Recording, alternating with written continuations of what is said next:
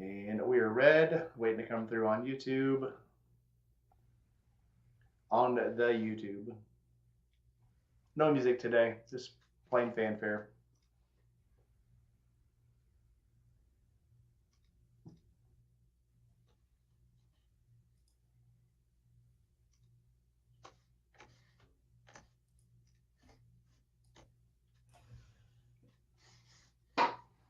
So, hey, YouTube does this thing now where if you're watching it and you're not paying attention, it'll just stay paused on that screen while it's actually live.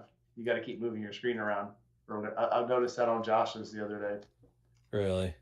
Yeah, I was waiting for it. My laptop kicked off and started playing the video. My TV was still on the Xbox was just still holding it the place on the little screensaver. I'm like, what the hell? Huh. But all right, everybody. Well, here we are. It's been a long time, but welcome to Rainy Nights with all my friends. They're popping in one at a time. So tonight we have Mad Yankee and Circus Bear. What's And up? it's Come on, guys. so we also have in the audience we got Journey of Jerry and Sick Bastard. This is very impromptu. It's popping up slowly, so people will be popping in. I really didn't. I just after today, so I went to the remembrance ceremony, and I just had to get on. Had to talk to people. We don't do this enough anymore. This used to be where we got together and we talked and just shot the shit and reminded each other how much we cared about each other. And we hadn't done that in a while, and I think that's important. So Yeah, it has been a long time, huh? yeah, it has.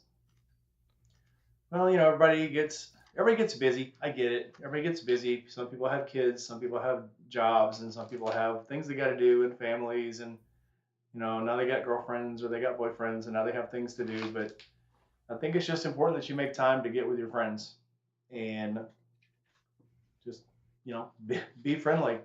It's so easy to let one or two people just slip through the cracks, and you just kind of forget because you're not trying to keep up on people. I just had a similar conversation with one of my local friends, my buddy's wife, and we said the same thing. You can make come up with a million different reasons of why it's hard to get together, and life gets in the way. But where do you prioritize?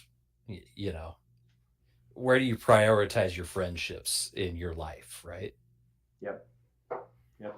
That's why I decided to do that today. It would have been very easy to just go, yeah, it's 4 hours away. It's too far. There's people that live closer. Somebody will go. Somebody will go and show their respects. But I mean, today of all days, like how many people we've lost in the last what 18 weeks or the last 3 months, we've lost two people. Three, I've lost another that y'all didn't know, and then two or three around Christmas time. Over the last 3 years, we've lost a lot of riders, or nearly lost a lot of riders. Like look at Abel. So what's Yeah. it worth to you to get with these people and tell them how much they mean to you before something terrible happens that you don't get to tell them? Yeah, I mean, I'm gutted when especially after the accident. When Aaron had his accident, it was just, I mean, my heart just sinks every time. David had his accident. Shelly. Um, there's just so many things. Shep going down in October. Shep had his 9 accidents. So. Yeah, yeah, it gets spooky. I can't tell if I'm on this microphone in front of my face or if it's my camera mic. I can hear you fine, so it doesn't really matter. I don't think it's this one, is it? I can hear it. I know there's a lot of people like will get the microphones and just hang them down in front of their face and make them look more professional. Just Oh. look. So I mean, but it doesn't matter. We can hear you. It's fine. I just redid my office, got to moved a desk and rewired everything up in the computer, and I'm questioning if I got this microphone set up right. I think it's fine. Okay. You don't sound very far away, so I think the mic sounds fine. Well, that's good. So Dry Heat Doug, my Arizona sailor, just stepped in. Arizona Sailor. It used to be the joke That when I was in the seems a Navy. little oxymoronic there, huh? When I was in the Navy, people used to say, you know, where are you going to go when you retire? So I'm going to grab an anchor and I'm going to drag it, put it in the back of the truck and drive. And when somebody asks me what that thing is in the back of my truck, I'm going to throw it out and that's going to be my mailbox post. When we go somewhere, people don't even know what the Navy is. So here I am in the middle of Mississippi, and you know the closest, you know, we have inner water navies, but yeah, there's not a big naval base. The closest one's in Mobile. So I think I did a good job of getting away from the big Navy, at least. Drove by a cluster of the Navy today. Been hanging out at the family house in Maine a little bit, just keeping my mom company while she's trying to fix the place up. And I keep going by the Bath Ironworks, and they got a few things going on over there right now. I spotted two kind of docked in there, and another two masts in dry dock, so they look busy right now. Oh yeah, yep. We're fixing to. It's weird how I mean the military in general goes through these waves of production, non-production, production, non-production. And I think somebody's finally got the point across where we better stop being non-productive because it's about to get, you know, these huge multi-billion-dollar toys are great, but we need actual weapons we can field, and lots of them. Yeah. You know, if we had one rifle that could shoot, you know, 1,000,000 bullets a minute, that'd be great. But that's not going to replace, they keep up with these super fighters and the super ships and these super subs and all this. But yeah, we need to get back to actually just making things for people to operate. But that's my thought anyway. No, the AI is going to take over soon and Skynet us all. So. Oh God, you ever watch what's it called, The Y-Files, where the dude he talks about like government conspiracy, UFO conspiracy, and all these secret parts of and the bad part is they're all true. It's all true stuff. He'll talk about a lot of conspiracy, and then at the end he usually debunks it. But this stuff about like government contractors and the Skynet and the AI, and even the AI biology stuff that they're doing, where they can actually change your genes, change your DNA, restructure. Right. That shit's true. They have that stuff. It's crazy. It's freaky stuff. That's how every science fiction movie from our formative years growing up was about like robots taking over, right? Yep. And here we go. It was like, how fast can we make that a reality?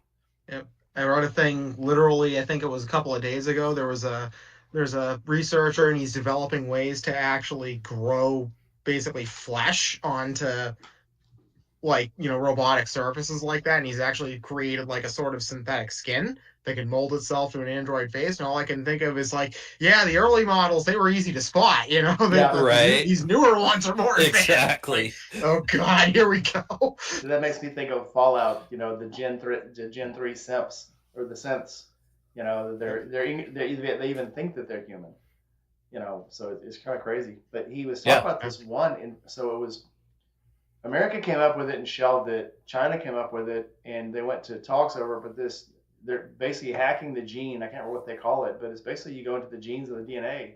You can make them. You can turn off and turn on receptors and stuff. Originally, it was to stop cancers. It was to stop birth defects and things like that. Then they found out you could turn off things like, you can make the muscles grow longer. You can make, shut off that growth spurt that kids go through in the first 3 or 4 years. You can make that last 10 years. And they were having these giant ass people in China, because China, there's no way to ban them. I'm talking, these people. That's where Yao Ming came from, huh? Well, yeah, but they're doing these genetic experiments. There's these 7 foot tall 10-year-olds. They never stop growing. And it's like, well, and then the rest of NATO is like, well, shit, if China's doing it, we're doing it. And no, not everybody's doing it. It's a it's a black closet type shit, but it's happening. It's crazy. Yeah. You're not monetized on this one, you said, yeah? Nope. All right. Well, enjoy Sessions, everyone. Sessions extracts. Ask for the Brap Star. What did they call it? They don't call it extract. They call it something else. Josh always calls it not dab. It's wax, shatter. There's 10 million different names for what's going on at that factory. But the dab factory is what we call the actual factory. But yeah, the liquid he actually called it something, and I'm like, I've never heard it called it that, but it makes perfect sense. Yeah. But it's the extract. Session, Yeah. yeah, Sessions Extracts is the name, so the brand. And then you got Josh's stuff. I don't even know what these were, just freebies that Jay was handing out, and I didn't ask questions. I just said thank you, and it's good stuff. I don't know if you could tell by my eyes, but it's pretty good. You're only this small on my monitor screen, so I can't see. Yep. Glad you're having fun. Glad you're still with us, by the way. I don't know if I can't say that enough. That was just so scary. I mean, yeah, making that video I just put out, kind of going back through all those old X-rays and scans and all my old medical records. It was like, Jesus Christ, that really was bad.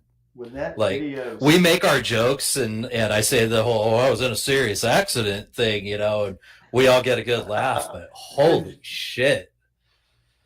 Yeah, when I first saw that video start, I was like, oh God, please don't show him wreck. Because I thought it was going to be like, you actually going to show you wrecking. I was like, oh shit, it's raining outside. Holy shit. No, I can't watch this. I can't watch this. No, I didn't have cameras rolling when I wrecked. Unfortunately, it would have been, something to see, I guess. Well, my wreck, the one I had in February, it was very I don't know. It was very boring when the bike went down. I couldn't see anything. It looked like, oh, look, I just dropped the bike here. Let me stand up here and blah, blah, blah. And it didn't reflect very well at all what the accident was. So 360, you need a 360 cam for capturing your accidents. Well, I have. Get it from all views. Yeah, I have a 360. If I would have been running it, I would have been a great view. Mm-hmm. The only thing I didn't have running was the dash cam looking at me, and that probably would have showed it. But it was like, literally, it bounced so fast. Like I said, I'm filming it like 60 frames a second, and literally the bike was standing up. Then you can see it almost laying down, and then it was down. It was that fast. Scary stuff. And but it rung my bell. I literally bounced. I hit the pavement and the ice, and I bounced back up. I hit so hard. I bounced like a doll. And all of a sudden, I was standing on my feet, and I didn't know how I got there. How did I get here? Yeah, to me, the scariest part of that video, it's not, because like you said, when you wrecked, it was pretty quick, and like on the video, you can't really see a lot of what's going on, and it doesn't look like too much. But then when you're driving back and it's that heavy breathing, like that's just, like my hair stands on end just thinking about it. Well, I didn't remember anything. I remember after watching it, I went, I don't know where I'm going, because I would start driving away from my house. And then what kind of helmet? What kind of helmet were you wearing? I had a One Storm, it's actually a good helmet, but it's like I said, I slammed it's so hard that I turned around and I got into the red light and I'm looking around and I'm like, I think it's this way, and I turn and then I start going down the street and I'm like, okay, I see the fences. I think those are the right fences. And then I'm thinking to myself, no, there's fences everywhere. This could be any fence. And then when I get to the street that I live on, I can see the name, but I'm like, is that my actual street? And then I start driving down the street. And luckily, my wife by that time had the lights on and the garage door open and the garage lights on. I'm like, yeah, that's my house. But then all I could still think of then was like, I got to get to work. I got to get back to work. I'll fix the bike later. I got to get to work. But then as soon as I got to work, the adrenaline wore off. Yeah. And then I hurt. So then I'm like, I got to go to the doctor. And then I immediately got to the doctor, got in a little room, and had a seizure. It freaked everybody out. It was insane. Good times. Moral of this story is tell everyone you love them, because you never know. Right. Because you never know. Seriously.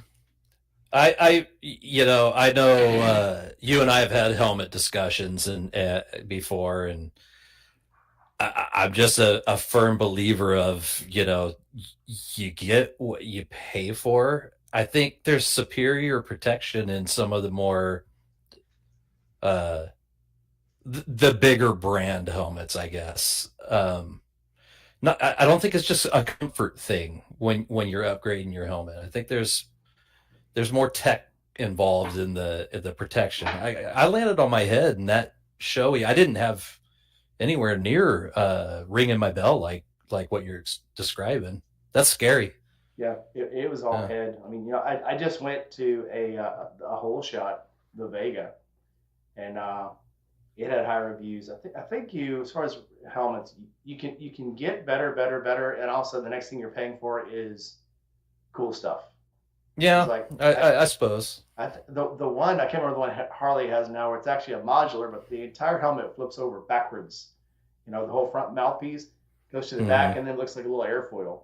And I'm thinking, first thing I'm thinking is, how much structure did they take away from that helmet to make that? You know, and how much, you know, that's the kind of things I Right. think. But Right.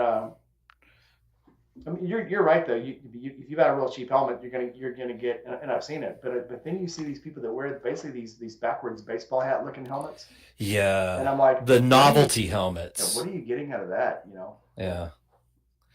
Yeah. And is there a helmet law in your state? there is. There is. Yeah. I know a lot of these guys, like when we go down to Florida and stuff, there's no helmet law. It's weird, because I'm West Coast, and of course they're going to make us wear our helmets over here. We don't have the same kind of freedoms as the rest of you. But yeah, it's always just weirds me out seeing people that with the comfort level they have riding around with no helmet and just Yeah, that's crazy to sending me. it. That's crazy to me. Like I said, I was a non-helmet wearer. I'd wear a helmet if it kept the rain out of my eyes up Okay. until 2003. 2003, it was raining, and I had a big accident and broke two ribs, dislocated my shoulder. I had a helmet on only because it was raining, and I only spent 6 weeks out of work, but the helmet was destroyed, and I sent Hmm. it to Fulmer. It was a Fulmer helmet. It was AF1, and they cut it apart and said it took 1,200 pounds of force. I condensed the Yeah. foam 50% when I hit that truck, but it had diamond plate across this side, and this side was ground away by asphalt, Mm. and it was destroyed. But I sent it to them. They sent me a free helmet, and they sent me their top line helmet. You know, my wife hates it because it has glitter and sparkles and lime green and tattoos and tribals all over Pretty. it. And I thought it was cool as shit. But yeah, she didn't like it, so it stays like it's a reminder of wear your damn helmet. So I mean, it's the difference between life and death. it You absolutely know, is. it, you know, I'd be dead if I didn't have one on. Yeah, So it absolutely. just, I'm still definitely not the guy that's going to scream at gad at everybody, right? No. You know, but helmets, just good God, think about your loved ones. Well, it's like, even I will always wear full shoes. I will always wear gloves, and I've been caught out without gloves and I'm like, holy shit, where's my gloves? Because I'm like, I've gone to the gas station, put gas in, and then got back on the bike and thought, these grips are kind of hot. Why are they so hot now? I'm like, holy shit, I don't have my gloves on. Because long days at work, or you're tired, or I always bring two pairs of gloves. I know there's gonna be that one day I'm driving to Florida after 18 hours, and I'm gonna get back on. My gloves are gonna fly away, and I'm gonna go, whoop, better get a pair of gloves. But obviously gloves, boots, and helmet, period. And because it's so hot and the sun will fry you here, sleeves. Sometimes on the way home, it's only a 20-minute drive home. I'll go without sleeves. But what's important to you? My hands, my Yeah. head, my feet. If I break a leg, cool. It's still gonna hurt, but there's not much you can do about not breaking a leg on a bike. You can worry about abrasions. Even like the thing that what's his name had, Fortnite had about the armor you put in jackets. Right. It will protect you against abrasion, but as far as impact, has no real protection. The spine protectors, obviously, they help if you're sliding, but I guess like when it gets hot, we've all been to Florida. We've all been to Florida, and you're from the northwest, you're from the northeast, and when you get to Florida, it's like, can I really wear this fucking jacket all weekend when it's 90 Yeah. degrees? You make some concessions due to your comfort, because at some point your comfort gets. It's not that your comfort is more important than being safe, but you can be so wound up and stuff, you can become unsafe. You can dehydrate That's quicker. kind of how I Yeah. feel about it. It was 103 here the other day. It's been hottest days so far this year, and I rode to work that day, and I wear a heavy kind of shirt, reinforced shirt with shoulder and elbow armor and a back armor, and that was one of the most miserable rides home from work. I didn't think it would be that bad, but at some point I was like, I would just rather die in a crash than wear this shit. Well, But unfortunately, after what I did to myself, I promised my wife, so I'll just suffer until I get used to it. Promises you make, yeah. I mean, Mhm. I'll wear a helmet. I'll wear a heavy flannel to work in the morning, and then because it's busy, it's morning traffic. Everybody goes to work when I go to work. I get off a little after most of the world people do because I have to stay a little longer. So I'm more comfortable when the traffic's lower to go just in a t-shirt or just a t-shirt and a vest, because it's more, and then it's 100 degrees. So I've been like today, I wore a long sleeve button-up shirt, with the arm covers and little things that cover between the glove and the jacket, and it was 100 degrees, but there was no way I was taking that shirt off because it's like I have to have something on. Yeah. How hot are the summers up there, Yankee? It depends on where you are exactly. We have been having some pretty hot days in New Hampshire recently. We haven't been hitting triple digits like a lot of people have, which is good. We've had some pretty nasty humidity though. I was actually out on my range, I want to say about 4 days ago, and it was in the 80s. It wasn't super duper hot, and I was wearing a very sort of light long sleeve because I have to, because I'm in the back of a swamp and just the bugs back there are unreal in this time of summer. Right. But even with that, within like half an hour, I mean, sweat was just pouring off of me, like just physically dripping. It like I'd been in the shower for half an hour, and it was just the humidity was so bad. But conversely, when I'm over near the coast, hanging out at the house in Maine, like this morning, it can get a little warm during the day, but it's not generally as humid, and you get a nice breeze coming off the water, and that tends to moderate things. This morning, it was actually about 69, 70 degrees when I woke up, and I was very, very, very grateful for that. But it depends. It doesn't get quite as hot as it does in some other places, but once you get like into August, it can get pretty toasty. If you want to ride, generally that's usually a good idea, is either go to the ocean and catch a breeze, or you head up into the mountains and try to gain some altitude and take advantage of the cooling up there. Although I have actually just really started to appreciate, riding around later in the afternoon, particularly in the weekends, because during the weekdays traffic can get kind of bad, and that sucks. But especially during the weekends, it actually kind of traffic chills out a little bit, and because the sun starts to come down, but there's still enough light to see, and it cools down significantly, I actually find it much more enjoyable to ride. You can't go super far because I don't want to be riding around in the pitch darkness, but it's actually a really nice time to ride in the summer if you can get away with it. I love night riding in the summer. Yeah. I'm terrified that like a deer is going to run out in front of me or something, but it's just like, it feels so good. Like I just tune out and just vibe with the road. It's so good at night like that, What are those actually things that look like a beaver you got up there that run across the road? Probably a nutria, but no, it's, what is it? They're up around Portland and Montana. I never even heard like the a word. beaver. It looks like a giant freaking gopher. But they're like the size of a is it marmoset? Is that what it is? Is that what that thing is called? I'm not sure, but I saw somebody that was doing the Pikes Peak run, and they hit one and flew off the side. And I see a lot of people. Jess saw one in her video when she went out to Sturgis. But they look like giant. They're the size of beavers, and they look like giant gophers. I think up where I'm at, it's typically deer, coyotes, shit like that, running out in front of you. Yeah. Possums. Around here, we do get the occasional bear. That is fun. When I see them in the middle of the road. That does happen around here too. But actually, it's funny because I live in a pretty populated area. I'm not like out in the sticks or anything. Really close to Portland, and it's the town's called Gresham. It's like a suburb of Portland. But it was last summer, 2 summers ago, something like that. There was a black bear that was kind of in a more wooded neighborhood in town and just decided to run down the friggin' road towards the highway. And I mean, it went like 4 or 5 miles into just the most urban part of town. It's just a black bear running around. It's weird. Yeah, yeah. I know of at least two, maybe three specific instances where on my motorcycle I've had to actually stop and hit the brakes to, make way for the bear that's just standing in the middle of the road chilling before it eventually decides to go off to whatever it was doing.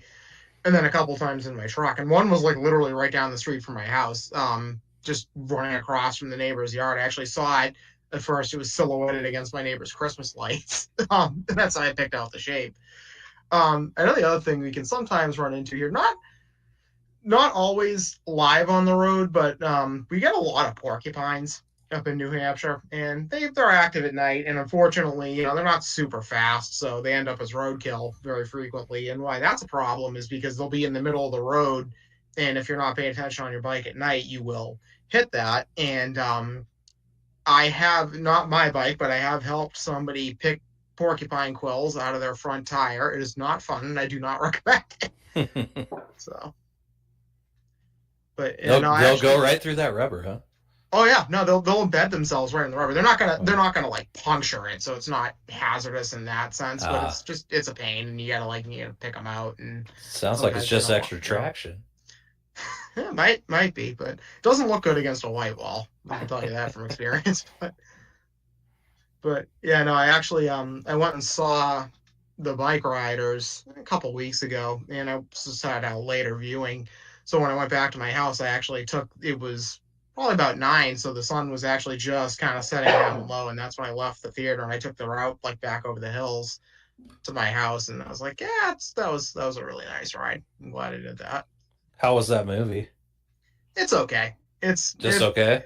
Yeah, it feels like it's, from a film perspective, it feels like it could be a decent film, but it's not complete. It feels like there's scenes missing and it needs certain things to tie it together.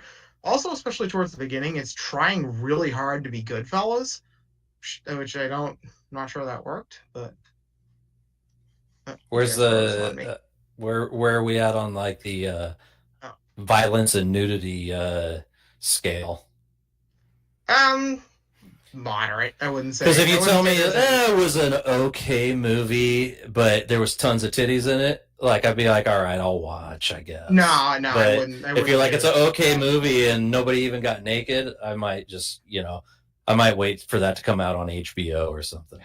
I don't actually recall enough, graphic violence and nudity for it to be interesting in itself. So there's a couple scenes that are really dark in that web, like the subject matter gets kind of heavy, and that's the thing. Like a lot of the movie was actually just sort of depressing to watch rather than being fun. So it's like, all right, well, I don't like this, but whatever. It's like the acting. You didn't go to the movies to be sad? Not always, but not sad about motorcycles. I'm gonna tell you, if you walk out of a movie that you paid for at a Cineplex feeling sad, just go into another theater and watch a different movie for free. You can't be leaving a theater sad. Yeah. Go watch some cartoons or something. Maybe there's like Toy Story or something in the next theater over. Well, thankfully, we live in an age where media is very accessible. So if you saw something you didn't like, there's 8 million options to cheer yourself up. So when I was still in the Navy, I went with a friend of mine and his girlfriend was an acid head. And we went to see The Doors, and next door they were playing Dances with Wolves at the same time. And the one thing they have in common is Indians. So she was in The Doors with us, and she saw the Indian, because he's seeing the Indian out the car window. Everywhere he looks, he sees the Indian. And then she gets bored with the movies, and she wants to go watch Dancing with Wolves. And she goes next door, and she's over there like 10 minutes, and then she runs back in, and she says, oh my God, they shot the Indian. The Indian's dead. Now he's never going to write a song again. And we're like, what? What are you talking about? And so she sits down, and she's like, hold on, I got to see what happened to the other Indians. And then she runs next door again. And she's over there for long enough. I'm like, you better go check on her. You better go see what she's doing. And he runs over there, and she's not there. And he goes up past front. And they're like, oh, yeah, we kicked her out. She started screaming in the middle of the movie, and we had to throw her out. Oh, my God. He goes back to me, and he's like, hey, they just kicked her out. And I was like, oh, okay. are y'all going? He goes, no, they kicked her out like 10 minutes ago. I have no idea where she's at. So we go out to the car. It's like, now we got to leave the movie. So we go outside. She's nowhere. I'm like, oh my God, she's walking home or something. We finally see her around the corner of the building, and she's bawling her eyes out because they killed Jim Morrison's Indian. And I'm like, we should just go home now. I think we're done. I think we're done. We'll watch this another time. And you need to start dating better women, dude. There's something wrong with you. I don't think Dances with Wolves would be my choice for an acid trip movie. I'm thinking more like Willy Wonka the Chocolate Factory. Right. Something colorful with lots of stimulation, but is sort of cheerful. The first time I watched Pink Floyd The Wall, we were drunken in Orlando, and we went and watched it the next weekend because I was sure I hallucinated most of that movie. I just watched that again recently. I hadn't seen it in probably 20 years, and I was looking for it on streaming. It wasn't streaming on any services, and then it's on YouTube. Just the whole damn movie somebody threw on YouTube, good quality, and I was like, shit. Watched it. It was just as good as I remembered. It's just as confusing as I remembered. It's bad when you watch it the second time, and I'm like, I had to have been so drunk I hallucinated this part. I must have dreamed this part. Nope, he really did. Those flowers are really having sex. Yes. Okay. Yep. Well, all right then. Yeah, that would be a good one to hallucinate and watch. My uncle used to tell me stories. I want to say it was at the planetarium at the Museum of Science in Boston. They used to do those laser light shows for, I think it was Pink Floyd and Led Zeppelin, and they would take acid and go watch those. Yeah. And he insists I've never actually heard Pink Floyd because I haven't listened to it on acid, so therefore it doesn't count. Yeah, when I was in high school going to the Museum of Science and Industry, they had the laser light shows, and they always had the wall, and that was like a big thing when, in the 90s to like go into town and check out the laser light show. I mean, I'm just a nerdy kid, and I'm like, I just want to go to the planetarium and learn about black holes. Every naval base has the midnight matinees where it's either Pink Floyd, the Rocky Horror Picture Show, and there was another heavy metal. So I love heavy metal. Every Saturday night I do too, midnight. Yeah, every Saturday night midnight they close the theaters, and it'll leave one theater open at midnight to play either one of those movies. And it was always worth going because even though you've seen the movie probably 10, 20 times, it's still so interesting to go because you bring people that just got to the ship and have never seen these movies before. Come on, we're going to go have fun. And through the whole movie, they're going, oh my God, oh my God, oh my God. So it's just fun to watch people. It's like bringing your kids to a ball game, you just watch their reactions. Yeah. Do you get mad when their reaction isn't as the way you want though? Like, this is the best part, and they're like, this fucking movie sucks, dude. What are you talking about? We're bringing these kids that are, most of them, are fresh off the farm, never even, saw a nipple in their life, and then they get into these movies, and they're like, people have white pubic hair? Oh yeah, all of them. Yeah. Jesus. It's fun. It's fun to watch somebody that was farm raised, homegrown, rot right before your eyes. It's pretty fun.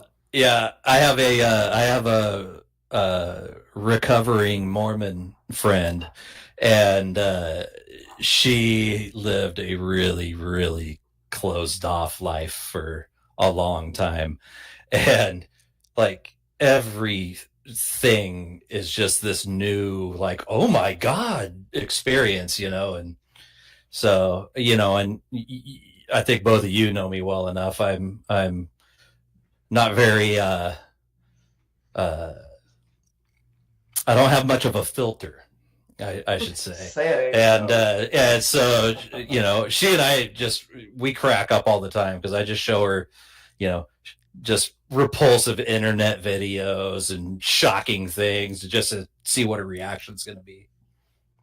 It's good times. There's a Tom T. Hall song about I Hope It Rains at My Funeral where the guy says he grew up on a farm, and he says, I hit town, or you might say it hit me, and the next morning there were things I knew more about. True story. Because I grew up on a farm. I was the same way. I was smart. I was by no means ignorant, but boy, I was naive. And I probably told most people this story, but I got to Norfolk. I'd never seen a prostitute except for on TV. And I'm driving down Ocean View. I might have told Yankee this story, but I see this girl on the side of the street, and she barely has any clothes on. The sun's going down. It's an ocean town. Maybe she don't know that it gets cold when the sun goes down, and she's looking around like she's waiting for somebody. And I'm thinking, oh man, somebody left her out here to freeze to death on the street. She's And waiting for you, Daddy. well, I stop. Well, I stop. And I'm like, hey, do you need a ride? She goes, yeah. She jumps in the car. She says, well, where do you want to go? And I said, well, I'm just driving around. I just got, town like a couple of days ago. I'm just driving around seeing what's here. She goes, well, where do you want to take me? And I said, well, I'm probably going to go to the mall or something. And she goes, well, where do you want to go? And I said, well, I'm probably going to go to the mall. Where do you want to go? Where do you want me to drop you off? And she goes, well, where do you want to go? And I said, well, I don't know. I'll take you anywhere you want to go. Where do you want to go? Now I'm getting confused. And I'm like, I'll take you wherever you want to go, And all of a sudden the lights come on my rearview mirror, blue and red lights. And I'm like, well, I wasn't speeding. What's he stopping me for? And so he comes up to the window and he says, son, I don't know if you know, because I got Louisiana plates on my car. He says, prostitution is illegal in this state. And I said, what do you mean? He goes, you just picked up a prostitute. I said, no, I'm just giving her a ride. He goes, oh, really? Where are you taking her? And I said, I don't know. Heard that one. I said, I don't know. She won't tell me where she wants to go. He looks over at her and he goes, what's going on? She goes, let me talk to you in your car. She gets out, gets in the front seat of his car. And I'm looking in the rearview mirror and they're just laughing their asses off. And I'm like, what's going on? He comes back, gives me my license and says, son, go back to the ship. It's safe there. And if you see a girl on the side of the road, especially if she is a cop, don't pick her up. Yeah, you picked up an undercover cop. Yeah. Nice. But I'm like, I don't know. She won't tell me where she wants to go. But it's funny thinking back at it. But I went all the way back to the ship, and I got back to the ship. I was like, you guys would not believe what happened. And after I told the story, like, yeah, Keaton, we believe it. We believe you did that. Yeah, we told Right. you. Yeah. Yeah, no, we're not surprised. Yeah, my first interaction ever with a prostitute. My brother was stationed at Hickam Air Force Base in Honolulu, and we went over to visit. I was 16 at the time. I took a friend with me, and we went out on the town, the two of us, and seeing Waikiki and all this, and I swear every other corner in Waikiki there was a prostitute looking for a date, right? And the most gorgeous prostitutes on earth, by the way. These were like models. I was shocked. I'm used to like the skanks in Portland. But anyway, we went back to the hotel and I told my parents, I'm like, man, every other corner there's like a prostitute asking me for a date, and they're like, really? We didn't notice any of that. And so we made a game where they just would walk a block behind us. And I'm like, yeah, watch this. And so me and Todd, we took off in front of them. I'm like, just keep count. I don't think that's a normal family vacation where the parents count how many prostitutes try to, make an interaction with their son. But we thought it was a good time. It's Portland good time. Yeah. Yeah, it's definitely worth it. Yeah, I thought prostitutes had glittery, dresses on and sequins and the sparkly purses and Right. high heels and it's like a bum. First time I saw a real bum, I was like, that can't be a bum because bums are supposed to have shopping carts and oversized coats and plaid pants and corduroy. Yeah. Come to Portland. I'll show you those guys. They're right over there. We haven't even said hi to anybody in your chat, have we? So I know, right? I see Jima. Lila just showed up. So Jima, we got Sick Bastard, Dry Heat Doug. What's up, everybody? Yep. Julie was in here. So yeah, Julie was saying that she's still wearing her full gear, which that's like the new hockey player. The first season you have to play with the funky little shield on your mask because it's just because you're new. You'll get over it once you get your. No, I don't get me wrong. I commend anybody who can stick to it and wear it. I mean, you're smarter. You're making better decisions than I am. Yep. So. Paco Pete, this last one, I swear to God, it looked like he was wearing a full snowsuit. And I'm like, dude, aren't you hot? And he's like, nope, but I'm safe. I'm like, all right, cool. But I think he had a bad accident too, right? When was he had his? It was a few months before the camp out. So I'm like, Jeez. I get it. People have bad accidents and it sticks. Well, I telling Abel, you have a bad accident, it sticks with you for a while. It does. And it's like, maybe I should go really slow around this corner. Maybe I should stop, before I actually do a stop at this stop sign. It's not that you lose your confidence. You just get way over cautious. And then you get better at it. You get more comfortable after a while. But at first, it's like, after my last one, I've been riding for 40 years. And every time I saw a slick spot in the road, I was trying to avoid it. And before, I would have gone through 3 inches of water. I wouldn't have cared. But for like the month after that, it's like I was dodging everything that looked shiny in the road, even if it was 80 degrees. That might be ice. I better go around it. That looks slick. I should probably go around it. And then my dumb ass 2 weeks ago riding through 3 inches of water. She's a lady. Whoa, whoa, whoa. The thing about the accident sticks with you and it's in your head. I think it's always going to be there. But I noticed even on a recent group ride I was on, I started in the back of the group and I was happy to be back there and all that. And I found that towards the end of the day, I kind of wanted to be up in the front of the pack and mixing it up a little instead of just trailing. And that felt good. It was kind of confidence booster, Yeah. It don't get me wrong. I mean, it definitely comes back, quicker than a new rider's, confidence comes back. Oh yeah. But it's definitely something that takes a little get used to. Absolutely. And I've noticed just even in the last, couple of months, it's between where I was 2 months ago and now, head and shoulders quicker, better. I'll lean the bike over. I didn't even want to lean the bike over, man. I was turning the handlebars going into turn. Like, what am I doing? So you just get so stupid cautious. But I'm almost back to where I was before. So yeah, I'll get there. Yeah, Gma just got a new motorcycle. I wish she would come on live with us. I'm jealous. Yeah, I actually thought she was getting a red motorcycle because she would send me a couple of pictures. And no, that's not what she got. But just like every motorcycle, when you see the one you want, that's it. And it don't take much convincing to snatch it up and it's gone. Maybe she'll come on the live with us, Gma, and then and talk to us about it. Gma had questions about camera setups and GoPro setups, so maybe she will come on. Come on, Gma. Come on in. Really? Yeah. I was talking to someone who has, like 20,000 subscribers and was talking to me about my helmet and my audio setup. And was like, why are you using that? You've got a 9. You should be able to plug a microphone directly into it. And I'm like, well, I'm so used to using this module that, I've just got okay, fine, I won't use it, and I plugged a regular microphone in. I used it at home and it worked just fine. I got on the road today and recorded all the way there. When I come home, I didn't have any audio. Well, I feel stupid now, so I'll go back to using the module because I'm used to it. I completely switched my setup after for this new group of videos from what I was using before the crash, and I'm having some audio difficulties. I'm just really experimenting with different mic placement and ways to back up record and get it how I want. But that's how I got this right here. This is a Velcro accident right here.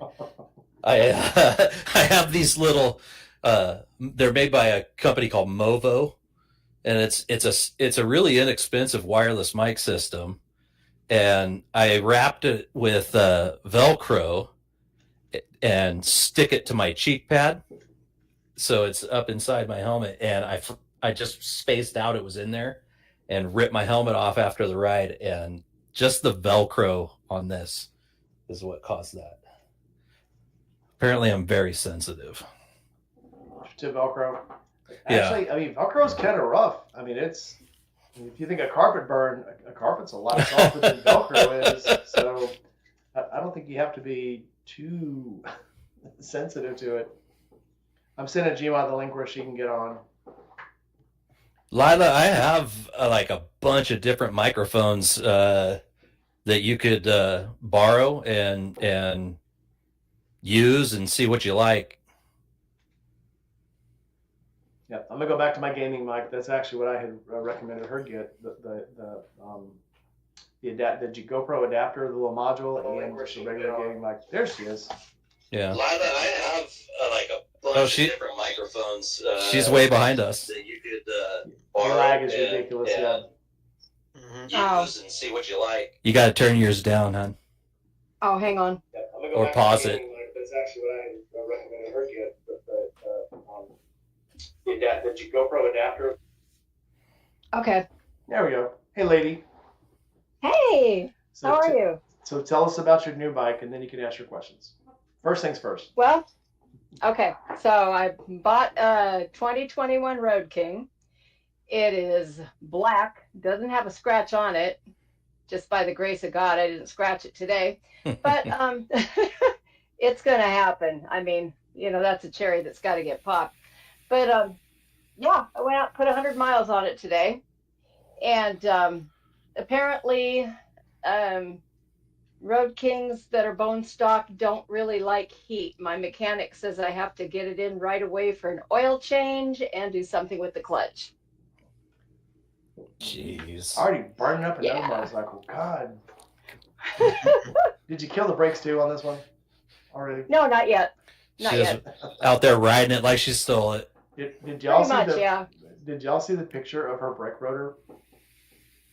It looks like a frickin' pizza. Somebody cut it to pieces. Wow. No. It was 21 fractures, I counted. 21. It's amazing it even held together. Yeah, I mean, when I was down in Nevada and I looked at it and I was like, no, I think that's a design feature. And there was a mechanic going, I don't know a lot about bikes, but I don't think so. So, Well, luckily it's you, because anybody else it would have destroyed itself, would have ate itself. And yeah, luckily you made it home. So Right. Oh, yeah. Well, I threw another rotor on it when I was down in Pahrump, and it was used also. So when I got home, the guys put a brand new rotor on it that is heavy duty. Because apparently, if you go fast, you need to stop fast. nah, Yeah. go fast, don't die. Well, that's The Road plan. Road King's got 2 disc brakes up front, right? Yeah. Yeah. Yep. Speaking of Yep.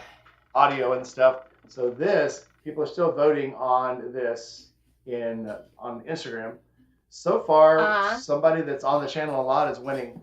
How you vote for this is you go on Instagram, and you have to put a picture on Instagram and then tag the person that you want to get it. So once I'm done testing this, I'm going to send it out to somebody. And Cool. So what brand is that, Rainey? this is AS Max. So they sent me 2. They sent me the F1 and they sent me the Z1. And it's I haven't heard of them. Is this a This a is newer new. company? Yep, I Okay. had to. They sent it to me, and I had to wait until they could get it onto Amazon before I could start putting videos out on it. Okay. So yes, I like all of the lights on it. It's really cool. the lights are very cool. I am a squirrel. I like flashy, sparkly things. It is huge, flashy. Yeah. Yep. I'm gonna go grab it real quick because it's Hey, very cool. say the brand name again. I want to look it up. AS Max. AS Max. Hang on, write ASMAX. that down. ASMAX1. Yep. And I already gave away the F1 to someone who really needed it. So so the Z1 though, there's a vote on it, and someone who is in our group is winning. I'm not gonna disclose it yet, but Nice. it is one of our I'll have people. to go vote. So the compare it to say a Cardo or a Senna. So the Cardo is what I've been through 3 Cardos now, and Cardo is my lifeblood. I Wow. love the Cardo. I love Cardo. I'm a huge Cardo fan. Yep. The Z1 and F1 are polar opposites. The F1 had four like triangular type buttons. It was kind of hard to, with gloves on it. Fingers go right to it. They're very easy to go. But the thick gloves I wear, the Indy Ridge ones, couldn't get the gloves right, so I'd have to use 2 fingers on so it's not something you can operate to turn on and off while you're driving. Each button is easy to push. But to like start, like if you're riding and all of a sudden you remember you don't have it turned on, you've got to stop and push with 2 fingers to get it started. So, but this one, two buttons right beside each other, and then the volume buttons are right here, up and down, so very easy to use. It's louder. The speakers are huge on this thing, so they're a lot easier to use. The microphone, I put the button microphone in first, the one that sticks to the front of the helmet. I don't like it because the new helmet I have is like 2 inches away from my face. It allows more wind to pass by than voice. So I'm going to take that off and put the boom mic on where I can have it right in my face, and I think it'll be easier. But so far, the thing I like the most about it, besides the lights, is that when you turn it on and off, it tells you what the battery level is. So you turn it on. Yeah, I really like that. Yeah, so my Cardo does. Yeah, my Cardo doesn't do it, of course. My Cardo now is mine doesn't 5 either. years old.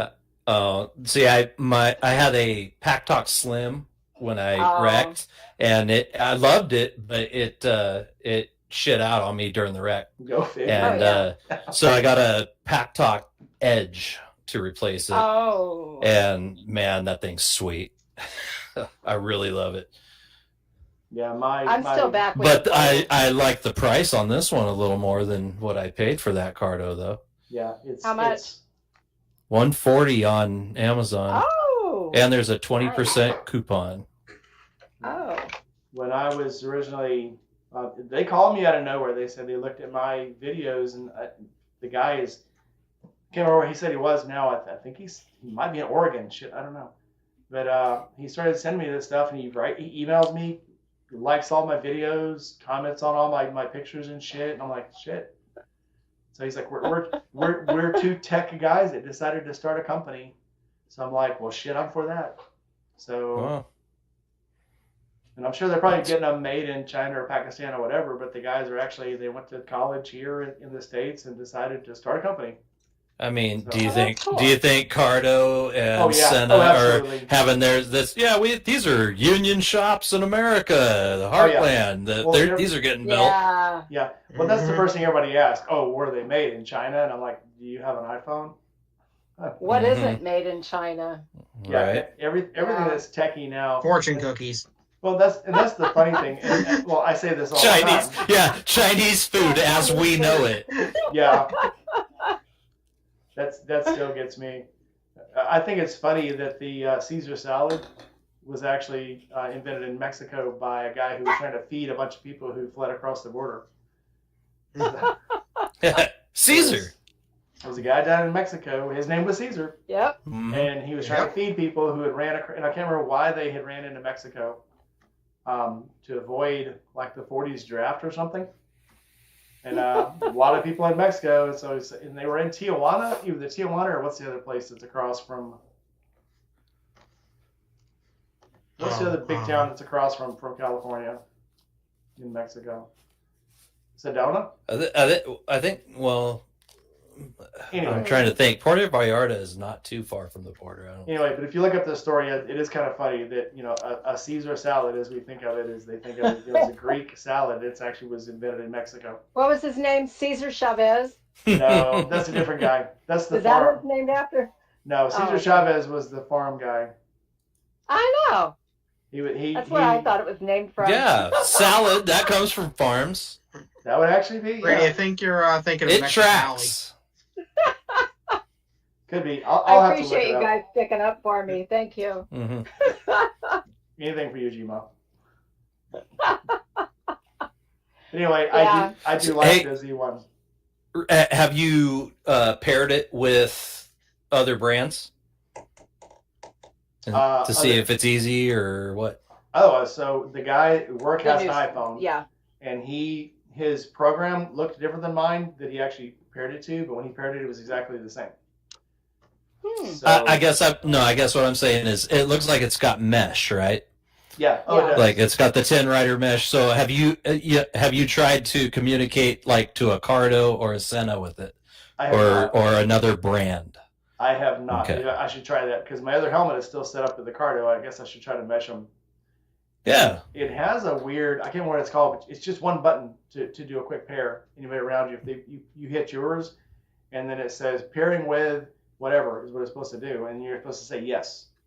Okay. Oh, So that's nice because it's supposed to be very carrying easy. a Cardo is a pain in the ass. Yeah, that's the one thing I don't like about Cardo is trying to figure out how to pair them, and The easiest way to it's a pair a pain. Cardo is through the app because Yeah. my wife, she'll let hers die, and then when you start it back up, we'll just go to the app. We'll go to the app, hit pair, and pair it with hers. And I honestly don't think I could do it without the app. the app is the only way to do a cardio. I mean, you always do it the easiest way, least friction possible. So. Yep. That's not how I usually do things. No, me neither. The only thing I'm going to find the most complicated way possible, Right. and then I'm going to try it 2 or 3 times. Yeah. The only thing I don't like about it is you can't. It's the voice functions, which it uses a lot of voice functions. It doesn't. You have to learn the voice functions, and once you learn them, it's good, but it's different than. And I think that's what's slowing me down. I'm used to the Cardo voice function, and it's not the same. The voice. That Cardo voice function is. I'm shocked how good it works. It's just. Yeah. It's no matter how you say it, you could say it fast, slow, quiet, loud. It always does what you want. Yeah, this I one can't remember half of the commands though. This one you go like volume up, volume down. Those are the main ones I use. Yeah. It does freak me out sometimes. Well, it'll hear the music in my helmet because so when you call it, you say, "Hey, hi Max," and it goes, "Hi, what can I do for you?"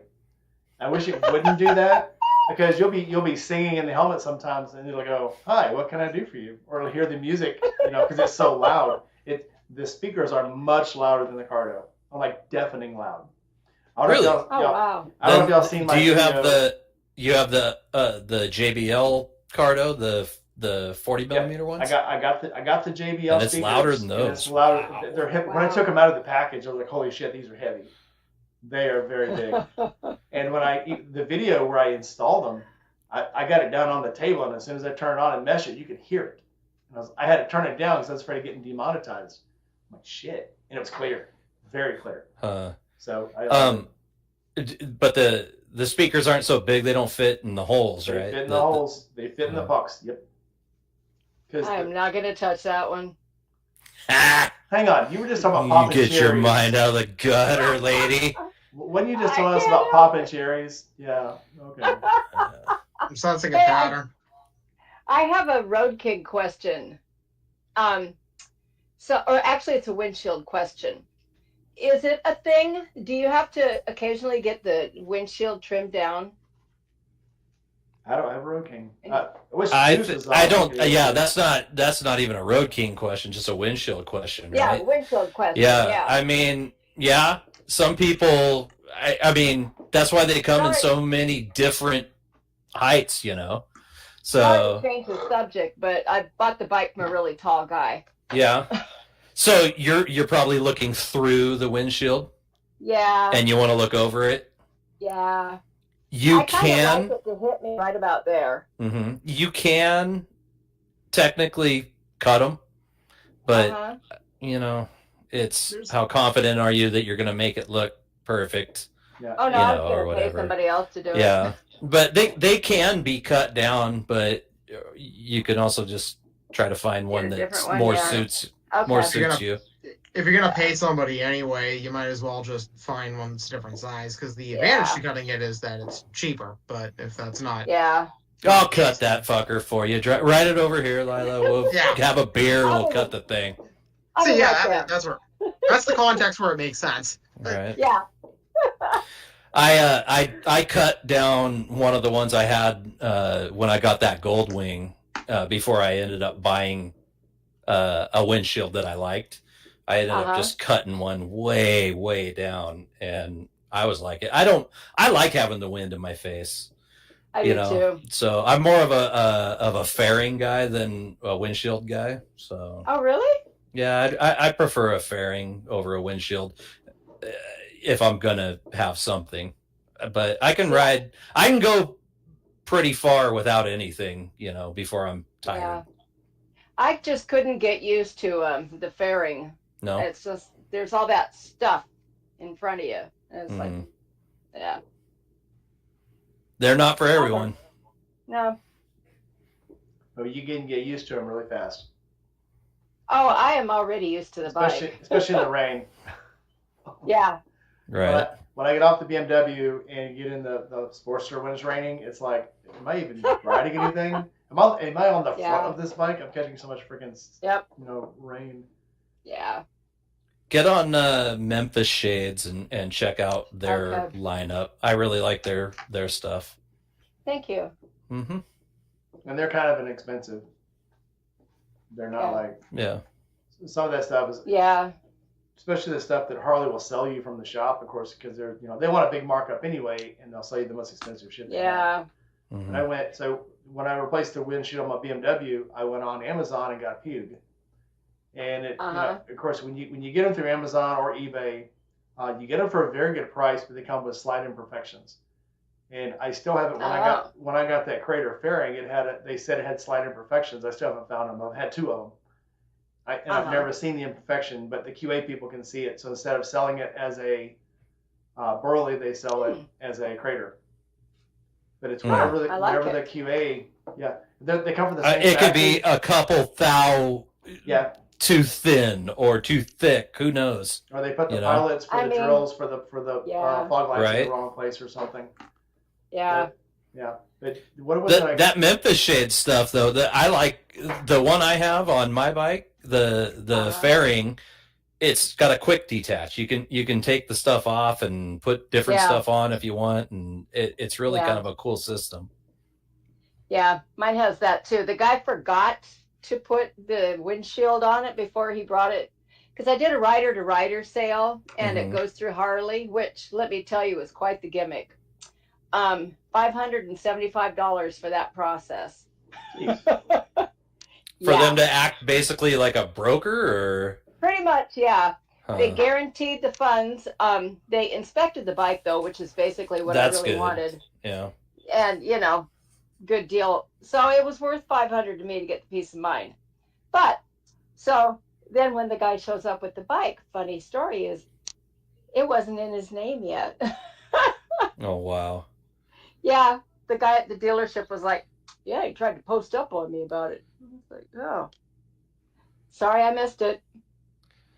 There's ways around all that kind of stuff. One time I traded in my friend's truck and bought a new truck, and I was like, "Oh, I'll get you the title eventually," and they took it. I was like, "All right." Wow. When I got my wife's bike, the 700ND, the Honda, we got it. I went to try to register it, and they're like, "This is a deceased person's title. Do you have the death certificate?" And I went, "No." And they're like, "We need the death certificate." And I'm like, "Hold on." So I called the dealer that I bought it from, and I said, "Hey, they're telling me I need a death certificate with this." And then they're like, "Yeah, the guy died. His wife found it," which was a funny story because he bought it, put this aftermarket exhaust on it, put a fairing on the front. He put a bunch of stuff on it and died like 3 weeks later. And the bike had like 400 miles on it. And so it was in the back of the garage. It got buried with another bike, and she got the title in the mail. So this is a 5-year-old bike now that's finally paid off, and she has literally less than 500 miles on it. So she sold it. She sold it to the dealer, and the dealer was going to sell consignment. They kind of like your thing where they'll sell it through the shop. And the guy's like, "I didn't know that." He didn't even notice it wasn't her name that was on it. So it took us another probably 2 months to get all that situated, because we had to have the death certificate, or the death certificate, the will, or each of his adult children had to sign off that they didn't want the bike. Wow. So 2 months later, and I'm finally going back to the DMV and going, "Will you accept this?" And they're like, "Yeah, but it's going to be a late fee." And I'm like, I tried to do this almost 3 months ago. I'm like, "Is there another way around this?" And she goes, "It's only going to be $3. I'm like, "Okay." I refuse. Okay, because in Mississippi you have to title it within 30 days. So she gave me Oh. a huge wave on the actual fee. So no blood, no foul. But I just thought that was funny that I went back to the dealer and they had to kind of overlook the fact there wasn't even her name on the title. So That is so funny. that's the kind of people you want to do business with. Here, buy this. Thanks. Oh yeah. Mhm. But that is the same place I got my BMW, and that's probably the same place I'll get my next BMW. So, because they're just nice guys. The guy works on my bike all the time. He's done all the warranty work on it and all of the recall stuff. So he knows Yeah. what he's doing. So I'll keep getting stuff from him, even though they kind of fucked out. But it was just kind of funny in the end. They did take care of it. They took care of it, and that's, when you have anybody that you work with that screws something up, if they fix it, that says a lot for them. If they don't, Yeah. just go, "Oh, sorry, that's your problem, not mine. Have a nice day." That's a different story. But you can tell a lot about a business by if they fix their mess ups or not. So Yes, you can. Yep. yeah, absolutely. Speaking of which, I thought I was getting a Road King or a Road Glide, and now I am not.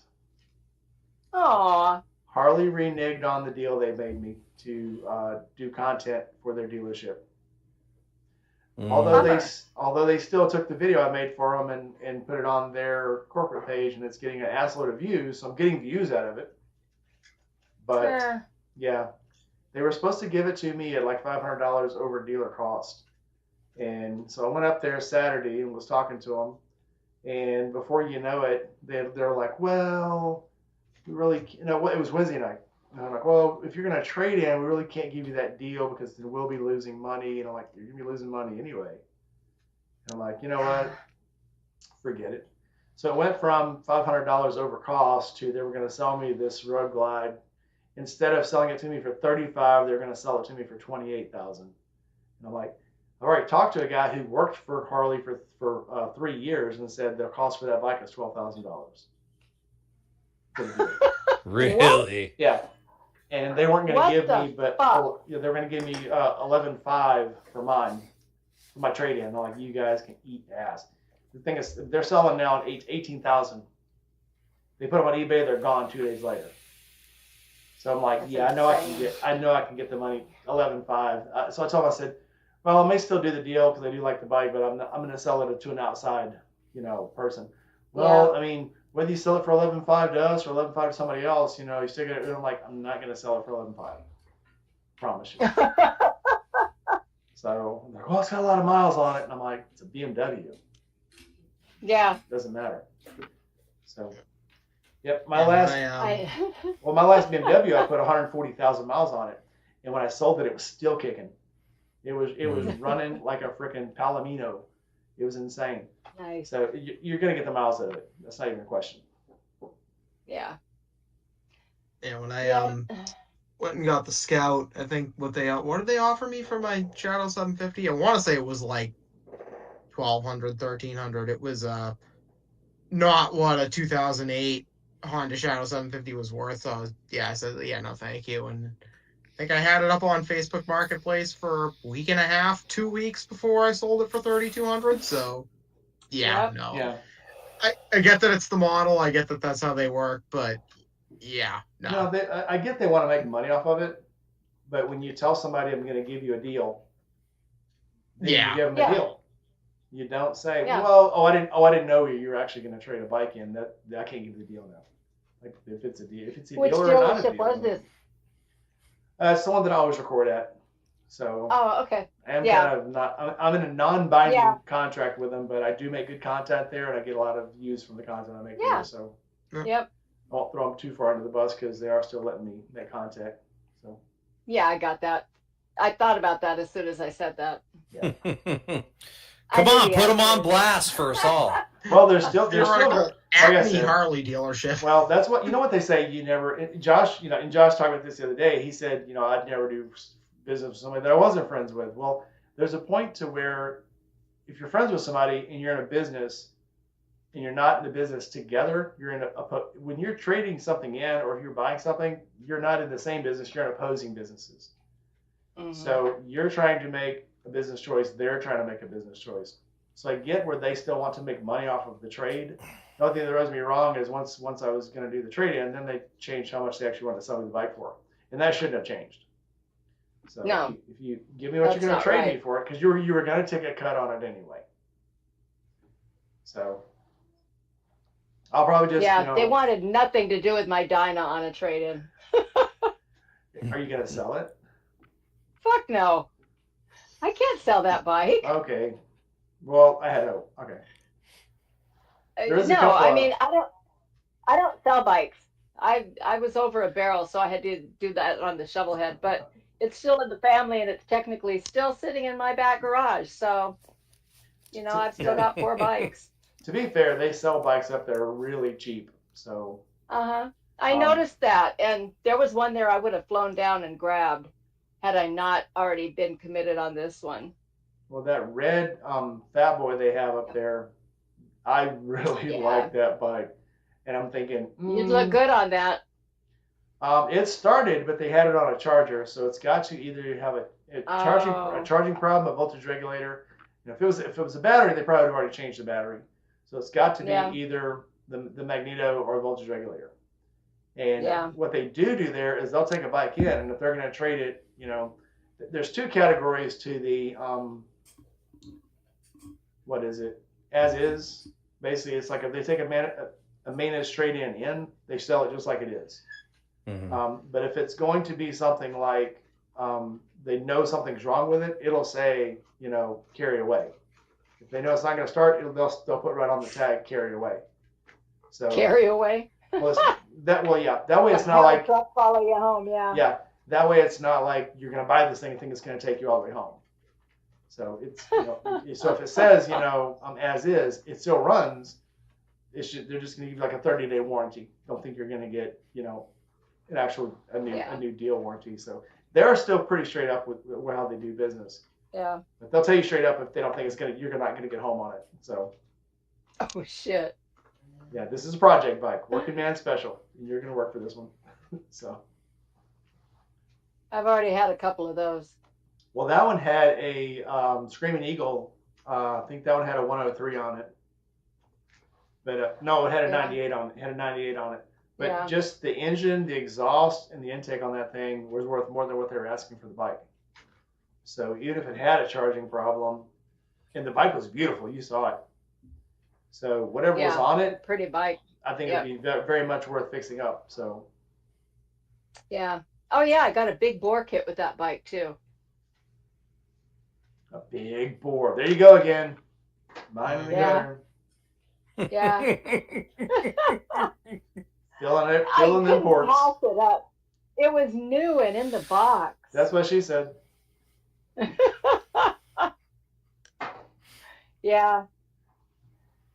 But it's stock, and the exhaust pipes are definitely not up to my liking. It's so quiet. It's got to be a little more obnoxious. Yeah. Yeah. We've started negotiations about what we're doing. It is a beautiful bike. That's the problem. You get like a new bike and it's like, oh, I love it. I'm going to tear all this shit off of it and put new shit on it. I love it. It's great. Like, what? Yeah.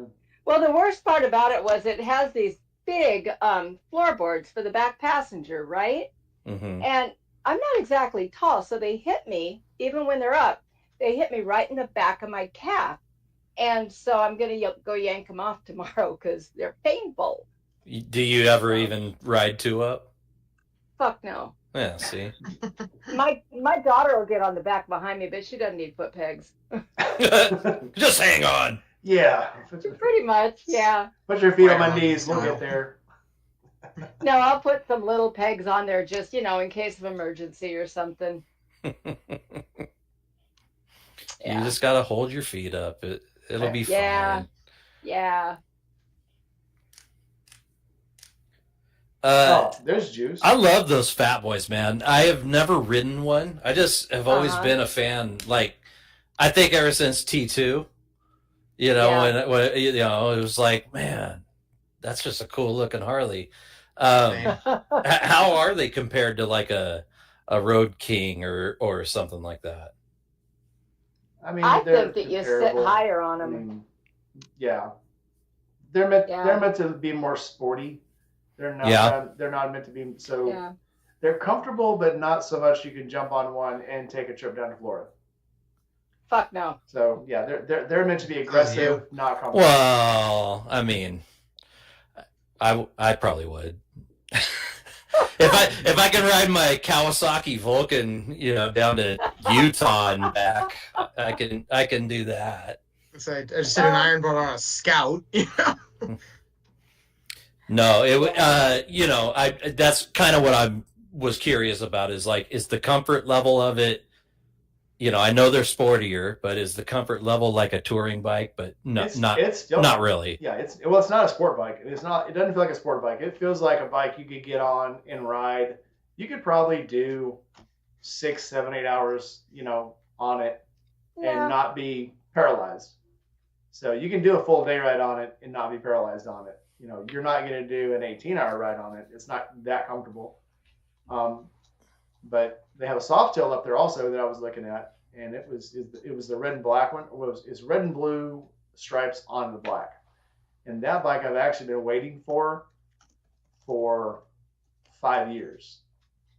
And they get them in and they leave, and they get them in and they leave. They get them in and they're gone like 2 or 3 weeks later. They don't stay very long. But I've been looking at that particular paint job, that particular bike, for 5 years. So I'll eventually get one of those. But Jerry says cornering on a Fat Boy sucks. Well, the big tires, yeah. Is that why? Just kind of the. All right, is it a match set? No. The back tires. It's a big front tire. I think it's a 120 on the front, but the back tire is much bigger. Okay. But no, I think I'm gonna trade my R8, my K16 for an R18. I think that's gonna be my move. I'm gonna get the R18 Transcontinental. So it's basically my bike, but with the opposed twin engine, and it's lower. I love the R18. I want to ride one.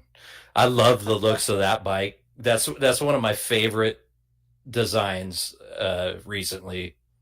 They're selling. I just think it looks so cool. Yeah, the standards here they're selling for $11,000.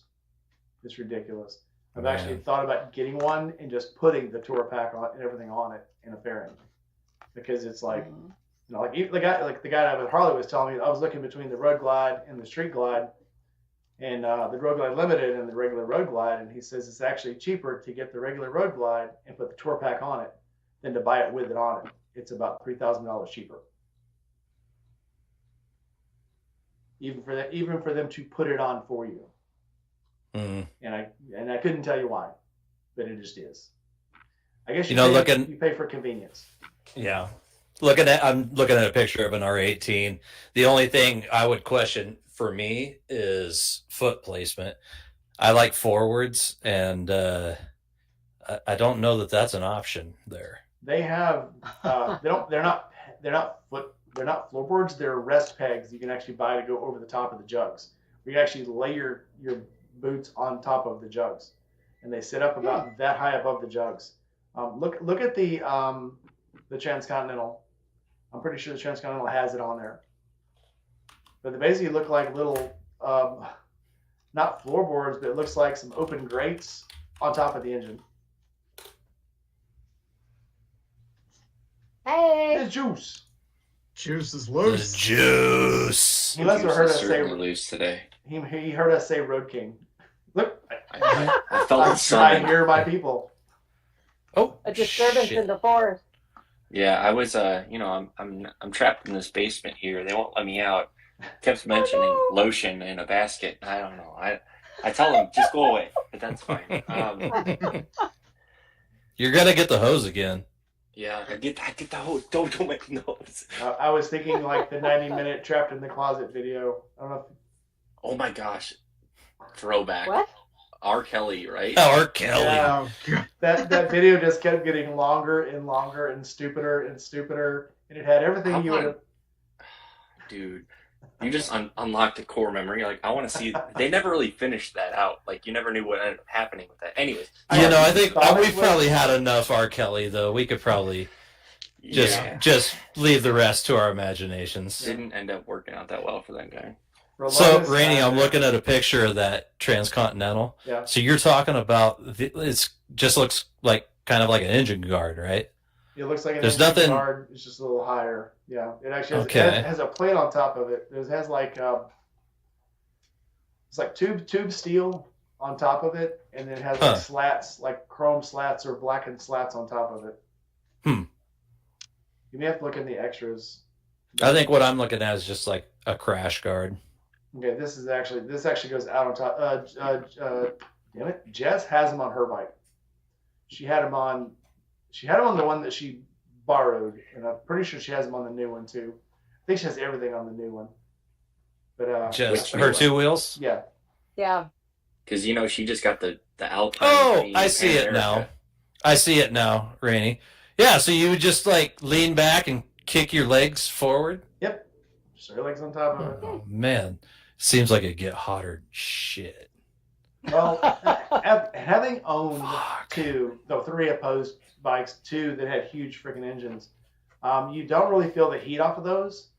In the winter, though, I can actually slide my feet forward under the jugs, and they're very warm. But you get a couple inches away, you don't even feel them. It's like a Harley. Big I mean, bike. once you've got it moving and you're not right on it, it's the same thing. The K16. If I put my feet really close to the guards, they're hot. Put them a couple inches out and point my feet, they're cold. They could catch all the wind. So it's it's foot placement, distance, speed, all that good stuff. Everything has something to do with it. Yeah, your bike, Rainey, is probably like one of 2 bikes that I feel like at home on. It's Yeah. a big bike. You made my bike look small. Well, I remember that's seeing hard that in the to do, video. like I felt like normal-ish. When you were driving off, I'm like, he makes that thing look like a Sportster. What the fuck? But they look normal size for you. I won't lie. I've been looking at them. I've been looking at the used market on I don't know which one you got, but a K1600. Yeah, I got the Grand America.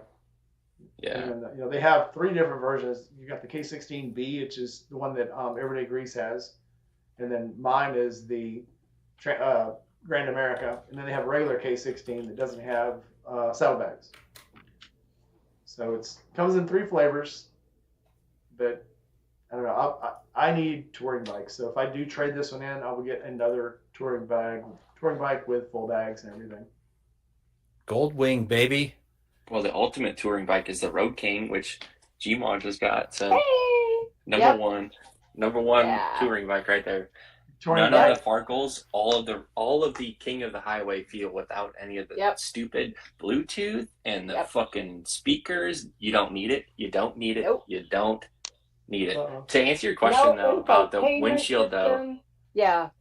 cut the fucking windshield down. You don't need to pay somebody to do that. You can get a what do you call it? Not a rototool. What the hell is that called? A Dremel. I used Get a the Dremel, jigsaw. just- I used the jigsaw. It came out fine. Yeah, it'll be Okay. okay. You can if you get some sandpaper and scuff the edges of it. I mean, if you cut it rough, it's gonna look rough. But for the most part, you can cut it to size. It'll be fine. It's all polycarbonate. That's totally cool. Okay. Thank you. I'm not kidding either, Lila. If you were to ride down here, I would do that for you. And we will exchange numbers later. Alrighty. Okay. I would be glad to help.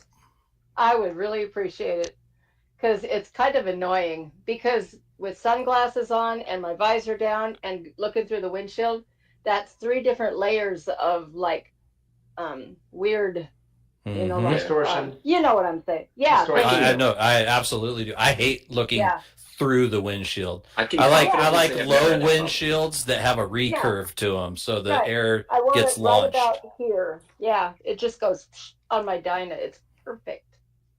I think the Clockworks is the one that has the recurve, right? I have a Yeah. Memphis Shades, just a replacement. It's a stock replacement, but it's like a little bit of Uh-huh. 19-inch.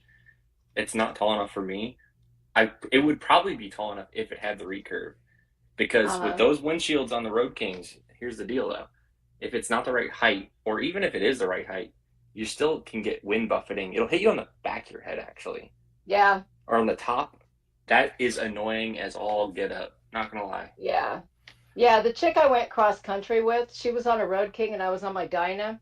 And she complained every day. I can't go 80. It's buffeting me. And I'm Yep. like, But I would set here's- that up before I left home, but Right. that's just me. I mean, I made that loved mistake. the windshield I threw on that Goldwing. It was, I forget the brand now, but it's basically a 2-part system. So there's like an Uh-huh. inner windshield and there's some tracks and then an outer one. So there's like a Oh. 1-inch gap between the two, and those tracks make it adjustable. And I got one that had a recurve at the top. And I mean, with the recurve and that gap between them, it just creates this like wall of wind that can't get to you. I mean, it's there, but it's nothing slamming into you, and you could just fine tune it because of the adjustment. Thing was sweet. Yeah. It shattered into a lot of pieces, but but it was it was great while good. lasted. It was good. It's not indestructible. Yeah. Thank you, Buck. I got to tell this story. So I went to the remembrance today, and of course, everybody knows that Josh's favorite thing. Every time you saw him in a video, he had on a white T-shirt and a bandana and jeans. And when the guy got up to give his eulogy today, he had on the white T-shirt, and there were a couple of people out in the crowd that had on their little white T-shirts, because that's what when he got up, he's like, that's what he said. One of these late night stories, yeah, when you speak at my funeral, I want you to wear a white T-shirt. Oh, you dare wear a suit type thing. But he said, yeah, that's what he wanted me to wear, was the white T-shirt. He goes, and I got up here and I was like, I feel so dumb if people are going to dress up, and then people are coming in their T-shirts. But it was kind of funny, because it was very fitting. It was a very good time for what it was. Yeah. Yeah. It was man. Again, that's why I wanted to do this tonight, get everybody together, because we haven't been doing it, and I think it's very important that we do it. No, I miss you guys. It's been a while. I know I'm passing hoping away. I can get down to Tampa in October. You guys planning on that, or? Oh yeah, I don't Yeah. plan on ever. Again, it's Gotta like be we were there. talking about earlier. You can say, well, I want to save it for this, and I've already seen people. Oh, I got a wedding, and I got this, and there's that. You either make time. You can make time, or you can make excuses. So Yeah. it's Yeah. it's up to you which one makes. I'm not going to knock anybody. It's a for saying little something before. different for me being this far away. Yeah. I feel you, buddy. I feel Mhm. you. Mm. Yeah. Yeah. I'm not going For to sure. knock anybody that says something is more important, but that's up to you. That's a personal choice. If you do decide it's more Yeah. important, then that's your choice, and you have to live with it. My I would like to do one a year. So like I hit the October one last, so maybe I can just do the Octobers, but who knows? I say It's that, it's and I do it anyway. it whether or not it's financially a thing too, right? So for me, Yeah. like it could be a money thing, like Yeah. Yeah, Bleak. not tons of expendable income, right? Yeah, we definitely got to get Bleak on here next time. He's been sitting here quietly. I wish he would have jumped on too. He's got a better Yeah. studio than any of us. Why didn't he get on? I love Bleak. Yeah, Bleak's a great Mhm. dude. I miss that guy. but yep. I've actually still got his package still sitting here. I'm waiting to get T-shirts made, because I also owe him a T-shirt. But I was going to wait for the T-shirts to send his package out. That's But, what I need. I need to get some T-shirts made. I was going to talk to you about that. I really liked those ones that you got from Indie Ridge. Man, Yeah. those are Those comfortable. were nice Those are t-shirts. those I are love those. super duper comfortable. So Yep. yeah, I'm thinking reaching out for my shirts. Hey, I wore my Juice Yeah. shirt to the remembrance today. Did you? Yeah. Aw. Oh, I was representing it. I didn't even know it. I The appreciate videos, it. Man. the videos that I'm making the shorts. When I got there, I put on the crazy Hawaiian shirt, but the video when it rode up there in the videos I made of the shorts on the way there, I was in my Juice shirt. Rainey, I wear yours, and I get a lot of compliments on it. It's Yeah. very I get a lot of cool. just, hey, that's a cool shirt or nice shirt. I'm like, it's my You should- buddy's YouTube channel. You Check should it out. say like, comment, subscribe, hit that bell. Yeah. Hammer that like button. Lick the like button. Thanks, man. It's a good Let's time. just get a Sharpie and write it in across the bottom. Right. Good, Like and Yeah. subscribe. Yep.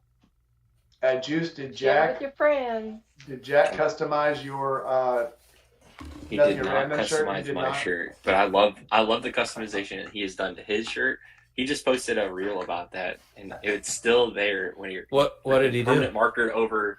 So it was like a pirate eye patch over this Uh-huh. eye or something like that, and he did a couple other things too. But it looked funny as all fuck. Well, it looks so And natural. He's that washed you- it, and it yeah. still is there. That's it looks so awesome. natural. You don't know it's not real. First, when we saw it at the camp out, it looked like you knew he had drawn it in. Yeah, in the last video he had it on. It looked like it was made. It took me a while to figure out. Wait a minute. It was cool. Yeah, I never saw it. That's funny. Black his teeth out or something. Yeah. Give him a little weird mustache. I guess he's already got all the facial hair though. He's got more Oh, facial hair man. in the t-shirt than he does in real life. How's he doing? I haven't talked to him in a bit. I was just going to ask that. He got up on his feet. I don't think he's walking yet. He's not. But- He's not walking. He went to the mall today though. He was crutching around. Yeah. He went out on a date. I don't know why I'm air quoting it. He was, but like Melissa finally dragged his ass out of the house and said, I'm tired date? of hanging out. Yeah, like I think they spent so much time inside. She was probably just going nutty. Yeah. Like we have got to get out. And so he's like, that's Yeah. my workout for today was just crutching around the mall. Mm-hmm. Yeah, it's not a date when you're grunting every step. That's very anti-romantic. It's just so that is a date. I really thought about it for a while though. Like, as painful as that had to have been, it had to have been nice to just like change of Yeah. scenery. I mean, all of that. Dude, Dude, he's been laid up. I mean, you know it. Yeah. Like when I was in the hospital, I remember I was like, I just want to fucking go outside, and it was probably 3-4 weeks into it at this point, and I hadn't been outside, and it's gorgeous outside, sunny every day. I'm like, I just want to go outside. And when they finally got me into a wheelchair and I was trying to learn how to use a wheelchair with only my right extremities, she's like, okay, well, we can go outside. Just go ahead and wheel yourself out there. Follow me. And so it was like my workout, right? So she's like, yeah, if you really, need me to, just say something and I'll push you, but I think you can do it. So I was like, all right, here we go.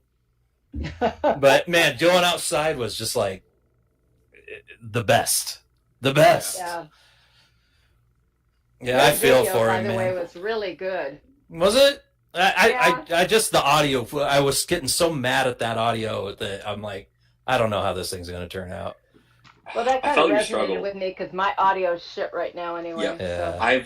I've been in that in those set of shoes. I'm like, damn, like you have a really great video and the audio just fucks it entirely up. Mm-hmm. Oh, Yeah. I had great. So Juice, you might have missed this part, but so somebody that I'm gonna do an interview with, I was talking to my setup, and it's like, why are you still using the GoPro adapter? That camera, you can just plug a mic right into it. I'm like, really? It's like, oh yeah, you can plug the mic right into it, with the USB-C adapter, the little, Yeah, adapter sure, jack. maybe. And I'm like, Wait, okay. what? So yeah, The hold on. 10? Hold on. Yeah. Hold on. Okay. Okay. It gets better. So I'm like, Oh, cool, goody. I'll try it. And I tried it here, and it actually worked. And I'm like, oh, cool, it works, great. And so I did the video there, and I did this long thing about friendship and love and teddy bears and unicorns and farting rainbows, and it was fantastic. And then on the way back, I did all this, and I stopped at the gas station on the way back. It was in the middle of nowhere. That's what that whole video was about. It was in the middle of no BFE. And I checked the audio, had no audio. And I'm like, so That sucks so bad. do I So- dub over it? Do I narrate it, or just throw music on it and say this is the music video? Here, look at all the trees. So Sid and I have been talking about what our next cameras are going to be, and I think we both are decided on the Insta360 Ace Pro. And one Oh, yeah. key feature here is gonna be that it has like a meter bar that'll show your audio levels on the flip, like where you can see yourself kind of deal. Yeah. So does the X3. Well, does it? Yeah. Yeah, I was gonna say like so. It has a ton of features. I think I need the price to come down like $100. That's my only thing. I could wait that out, but That's the So one how much thing. is that Ace? it's like over $400, I think. And is it full 360? No, that's the Ace Pro is it's essentially like a GoPro. Like Yeah. not See, no, I'm telling you, Get don't care so if you're much. gonna buy a camera, get a 360 camera. Oh, I they don't are care for the yeah. 360 footage. Just me personally, I think But it's you always kind can- of fish-eyed and like You can use it as a regular camera. You can. It's a 180 cam, but they call it the Kodak 360. Like I know what you're saying. Like I have Yeah. it where you can frame it. It still blows it out. Like it's not always like as fresh as a normal kind of framing. Like that's my personal opinion on it, at least. Like I feel like if if you're you, gonna if do you leave, 360 as long as you don't move the perspective around, right? If you put it in a linear shot, right, and then you don't do a bunch of like making it look like a fucking drone's flying around, right. like to me, I can't tell the difference. It's when the camera starts moving that it becomes clearer that that's what's going on. Yeah, I never figured out how to edit. I've got the X2, and I would be riding with it, and it would, when I turned it on, it would be focused on me, or if it was focused on something else, it would follow it. Then I'm driving with it, and all of a sudden it would like lock onto a car behind me, and as that car turned off the exit, it would follow that car. And Yeah. then when that car exited, then it locked onto a sign. It would follow that sign as I passed it. So There's definitely a learning curve to the editing. Well, Yeah. it's got the neural net processor AI learning computer T1000s in it. the T1000. T1000. Yeah. It just was because I had to edit everything on the X2 program, the app, and then once I got it edited there, then I could move it over to Premiere Pro. Premiere Pro it's supposed to have a link where you can edit it there, but it was just so hard to edit it 2 different kinds of cameras or 3 different kinds of cameras, because even jumping from one format to the other, it keeps the same rate, and then you have to remember to go back and I'm like, well, man, why did I film that up so close? Oh, because it's the wrong frame rate. Because I filmed with this camera first, and whatever the first clip is you drop in there, that's what it adapts every clip after it to that. Oh, You've got to remember to change it, because if you don't, I've actually edited videos and put them out and like flip them real quick. Yeah, I got all the shots. Cool, that's good. And then I'm watching it and I go, shit, I fucked it up. But again, learning curve. But again, if you don't want to spend. Here's what I've learned: to keep from hating doing editing. I'll do the editing kind of roughly, and then I'll go back through it, watch it again, reclip it. Because if you spend too much time on it, you start hating doing editing. And I spent about 40 hours of editing on that 15-minute video because I kept it looked really good though. I kept shooting myself in the foot though. That was a great video, though. Oh, Good thank job. you. Well, you've got to learn everything honestly. again. So I mean, you'll Touchy get better. content. Yeah. Touchy content, though, I imagine, made it harder for you, huh? Yeah, I mean, and it does not come natural to me at all to sit there and talk into the microphone about shit. Yeah. And you've The got to whole learn it YouTube again. thing is weird for me because I spent like the first 35 years of my life just avoiding cameras. Like I don't like having my picture taken and all that. And then I remember my kids saying when they were little, hey, what do you want to be when you grow up, kids? And a YouTuber. And I'm like, what in the fuck is that? And now it's like, I'm not really a YouTuber. This is just something I do for fun, but it has led to meeting all of you and you're not many more, right? So Yep. It's weird. Life now. Yeah. It's weird. It's not easy. That editing is just like, I have to over edit, right? Because I want to keep so much shit in, and then I start going, just because you like this doesn't mean someone else wants to watch it, right? Yeah. I actually had to start fighting that because I would edit it and then go, no, that's not funny. People are gonna, it's not as funny to everybody else as it is to me. I should take that out. I stopped doing that. I started saying, if you're the first time I put it through, if it looks cool, then somebody else is gonna think it's cool, and that's the hard part to get over is over editing. And once I got over that, because there are dumb people out there, and they're just as dumb as you. And if you like dumb shit, they're gonna like dumb shit. Leave that shit in there, and everybody's gonna enjoy it. People that's not meant for aren't gonna watch it, and that's fine. I think it's more of just I ramble. When I get deep in my thoughts and I'm looking around and I just start rambling.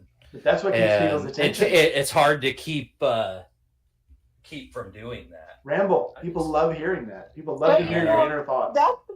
I think that's interesting though when people are writing and they're just talking, and I'm like, it's just thoughts from my helmet. Oh, hey, let's talk about this shit for a while. Right. It's like it's genuine when you do that kind of stuff. I think. Yeah, look at Rolling with T-Bone. He'll just start talking while he's writing. Yeah. And it's like, I would say mesmerizing, but he locks your attention in because he's talking about things like he's talking directly to you, and that's what keeps people's attention. So yeah, we're in a world where so much of attention is focused on short content and like what I call like inauthentic content, where when we come through with like authentic, you show yourself, like the T-Bones of the world. And I think myself, I try to do like probably like 110% of my personality when I record, but still it's like, it's me. People like that. It's not like widely popular. It's not viral, but I think there is a following for that type of content, that like in that authentic, just kind of like, I just want to like hang out with the boys kind of feel like, I don't know how else to describe it. Just that's one of my other problems is when I'm having too much fun, I don't film it because I'm just like in the moment. Yeah. So like when you go to an event like the camp out, it's really hard to just be like, I'm going to make content. It's like, no, I'm going to drink beer and get fucking rowdy. Yeah. And have fun with my friends that I see once a year. I record short clips of stuff that's going on, put the camera away, see something, record a little clip. And that's, again, I had to get away from, okay, I'm going to record this when this happens. Let me wait for it. It didn't happen. Shit, now I got no content. I just record whatever's going on. And if something cool happens, then I've got audio and I've got everything cool. If nothing happens, I'll throw some music behind it, put it in there anyway. So look at, but people like video, that regardless. Yeah. My video from so I went last Saturday to Harley's thing and I recorded, made like a 27-minute video. Harley wanted me to break it up in 3 pieces where they could put it on their corporate site. And I actually have twice as many hours of viewing. That 3-minute piece I did for the little used motorcycles has 3 times as many hours, not just views, 3 times as many hours as the other video while it was all still together. So you never know what's going to take off. So it's weird. And the shorts, I happen to like shorts and reels and, TikToks and shit. For me, it's like, man, there's a lot of funny fucking people in this country, in this world, and so I'm entertained by that stuff, but I also like the long form stuff. But when I make like a stupid little short, I'm shocked at how many views they get. I'm like, why? Who the hell is looking at this? Well, the video so went to a friend's house. It was a few months ago, and he had a little Viking helmet, a little Viking sword. And he put the helmet on and was stomping around the house, and he came around the corner of the house, and my wife and his wife were like, "Oh no, save us!" And he's like, "I'm hunting rabbit." 15,000 views. 15,000 views. Stupid. It is. What the fuck? But I will say, I think I've noticed a trend, like long form content. It's like it's on its way back. I think there is a bounce back happening where people are getting burnt on short form, which is good, because I think as a society, outside of YouTube, outside of social media as a whole, we just need to like learn to not just focus at like 60 seconds at a time. I think it's a real big problem. So to have people that are like willing to invest time more than 2 minutes into a video, that's really good. Obviously, most of the content at our pay grade, if I'll call it that, like, it's not studio level per se, but the authenticity really speaks volumes, and you'll build a following that's like more meaningful than just saying, I got like a bajillion views on something. I think that tide is turning. I like it, like the ones I put out, they're really just like hopefully gonna direct somebody to watch my videos. Yeah. Right. Well, I love making shorts like that. Yeah. I think that was really fun content to make, but it didn't build me a following necessarily. It was like you're just like numbers chasing, and like you're playing 2 different games. That's all it is. Right. But I mean, so when you because if it is just reviews, like my last video that we've been talking about, I have 539 views right now. I put a short out that same day, and it's got 377 views, and it's just me and Sugar Tree J fist bumping. Like, that's it. You know, I it's saw just that one. I mean, I think it's funny, you know, but Yeah. you know, 377 views for that. Like, how is that getting to people? You never know what people are going to look at. I mean, like I said, you know, the one I made we actually had made another one of us riding a scooter. I thought that was going to be the cool one because he has like all these LEDs on the bottom of the scooter and stuff. That one. I thought that was going to be the big video, you know. And no, the one of him sneaking up on our wives is the one that got, you know, a shitload of views. I never thought, you know, it is I kind thought of. the scooter one was funny. It's weird when you've got, you know, like it's like, you know, Abel was saying, you put 30 hours into editing a video and you might get 200 views. You put, you know, 5 minutes into making a short, putting a title on it, and you throw it out there, thousands of views. But it makes no sense. I still like to make the shorts, when something lends itself to a short or you've got something just quick to say, shorts are cool. I think shorts start getting redundant when people start trying to make the content. You know, well, I've got to make 5 shorts today. What can I make? Here, let me make this. And they just end up looking dumb. Very contemporary case study that I would say is like, let's look at what the Hawk Tour girl is doing in like 9 months from now. She's, you know, she's all the fucking craze right now. I think she quit her job. She's selling merch, but like, God bless her. What the fuck I mean, ride it though. Ride that wave and take it for all it's worth. I don't blame her. If she can make a bunch, you know, of it's money, for saying just some silly thing in an interview to become famous from it. You might as well just take it as far as you can. But to have a mountain of people that like will meme about you, is that as good as having a small following of people that will be? Depends on the meme. Fucking video premieres like every fucking time. I would prefer to just stick like in our lane because the viral shit that like it's cool that it happened to her, and I don't think she ever intended for that to happen. But like, I don't know. That's not sustainable. Like, it's not. It's again. It goes back to like authentic content. Like, is that really who she is on a day to day? Maybe. Well, probably not. If she can, all right. And she said that she's, you know, she had a little interview. She's like, everybody wants to know when my OnlyFans is coming out. It's not. That's not what I do. I say funny, stupid things. That's what I do. You know, I'm not going to do all this other stuff. So, I thought it was funny when all the stories came out, like she was a teacher that got fired after that happened. It's like, where do people get this shit? No, she worked at a spring factory or some shit. Like okay. She quit her job. You know, it is funny that when she came out, when I was looking at it, I was like, that looks like one of the girls I had in the stairway doing my like, comment, subscribe thing. Like, oh my god, I bet that's in Nashville. I said that'd be funny if that was in that, and it was. They ended up doing it because. That was the funniest thing, and I tell people this all the time. I said, if you can find a drunk girl in Nashville, hand them a sticker. That's how I got those 3 girls. I said, hey, I'll give you a sticker if you do a little thing for me. And like, what do you want me to do? And I'm like, go like, comment, subscribe, and hit that bell. And they chimed up like little fucking angels, you know, and made that thing. And I still use it on. Great job. And they were drunk as shit, and it was funny as hell.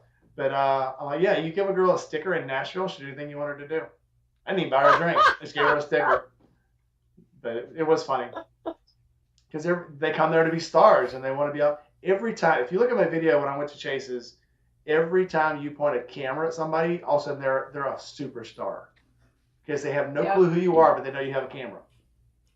And you'll see anytime I pointed a camera at somebody, all of a sudden their dance moves got crazy and erotic, and they were mouthing every word to every song because it's it's. Well, Nashville. don't call me out though. It's Nashville. So it was just too cool. I've never been. I want to go really bad. I've only driven through Nashville. The traffic there is pretty terrible, but I have a friend that travels a lot, and she loves it. She did not expect to love it as much as she did, but she's like, man, when you go into a building and it's like there's 4 floors and there's different live music on every floor, and all of it's amazing, and just drinks and shit. She likes it better than New Orleans, she said. Oh, absolutely. New Orleans is dangerous. Nashville is just party. Everywhere we went out at Nash 6 o'clock. Vegas, right? Well, we stayed in a hotel and we could actually walk downtown. Everything literally was within like the furthest we walked down the strip was probably a half a mile. And in that half a mile, there were probably 40 bars, clubs. And I'm not talking like hole in the wall bars. I'm talking nice bars. And everybody was dancing. Everybody was partying. We went to the one club and we were in there for like 3 hours because it, like you said, it had 4 floors. And so it went from floor to floor to floor to floor. It ended up on the roof, and that's where all the cool shit was happening. You get on the roof, you can see all of Nashville. And there's, again, when you got on the roof of that bar, there were 3 different bands playing on every corner of the building outside on the patio.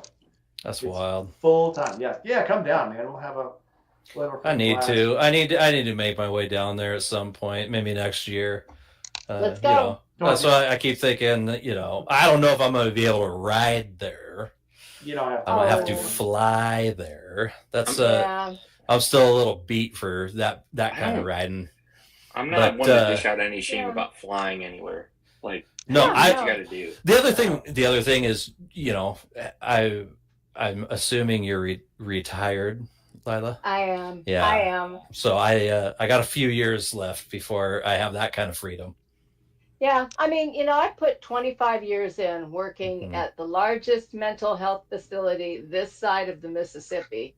So, yeah, I put That- my time in. That's how you can deal with us. Yeah, pretty much. That's why you like a bunch of fucking weirdos like us.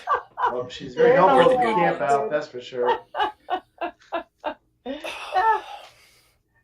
I don't know. Some people, when I tell them that, they're like, "Oh, I bet, I was just talking to a friend about this.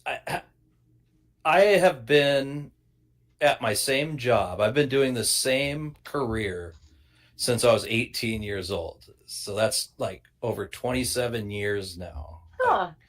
And I don't know very many people who have had the same career, without a change for more than Yeah. 20 years. Yep. Thinking about like my parents and stuff. No. Yep. And I'm like, holy cow. Yeah. Now I almost feel like it's an accomplishment, not an achievement. Yeah, I've had 3 I careers felt at a like it time was. going on Yeah. sometimes. Yeah. Yeah. That's the cool thing Yeah. about the military reserves. You can have 2 full-time jobs going on at the same time that are entirely different from each other. Right. So my civilian world, I was an electrician. In my military Oh. world, I was, I didn't grab my phone charge. I'll be full-time. right back. Yeah, I had a coworker who was Army Reserve for like career Army Reserve. He was what, E8? That's the highest you can go, right? 9. E9, I thought. He was at E9. Yeah. Yeah. They Sergeant Major, right?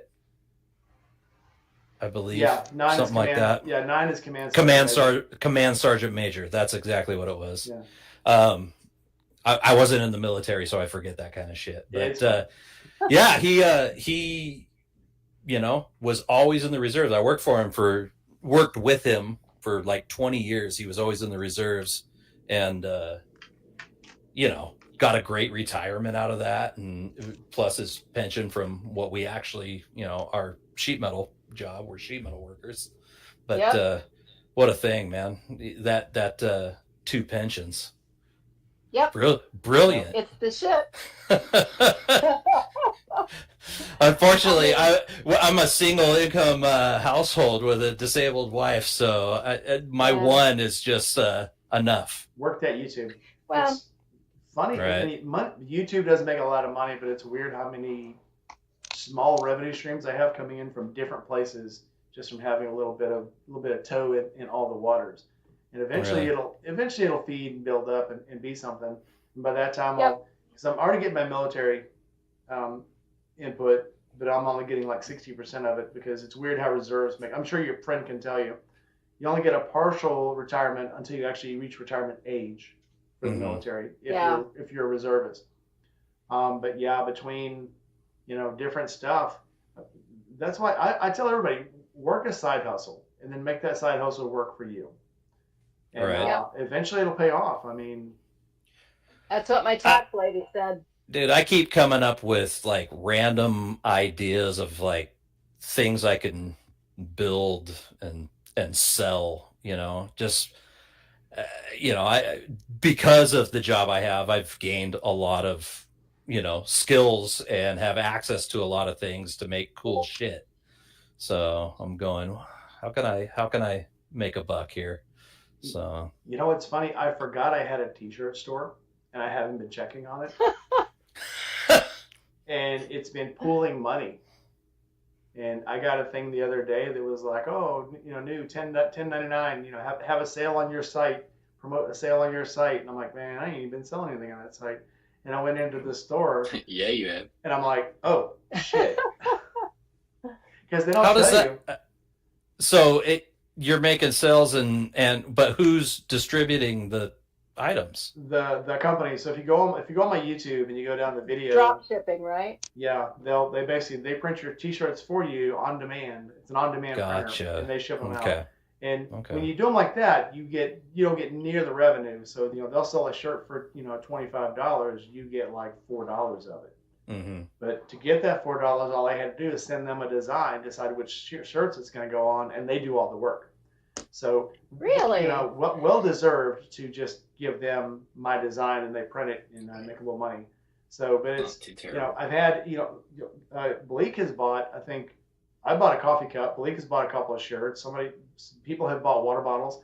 Funny enough, I shouldn't say this out loud because Gmail will probably sue me for copyright. But I have sold the shirts that she made. That we were talking about. I wash my bike. I don't worship it. And then she's like, you should do this one. And I made another one, the little slogan that she made me. And they're selling on the site. So it's just weird that, I just totally forgot about it. But I've been looking for a source to put up a T-shirt, and it's just going to be, if I'm here, I rode. Gma rides. Yeah, that's perfect. I still need to get stickers made. Can I interject here? Yes. Because I want to draw on a piece of conversation here. Maybe Yankee doesn't want to talk about it, but dude, what you been up to? Who, me?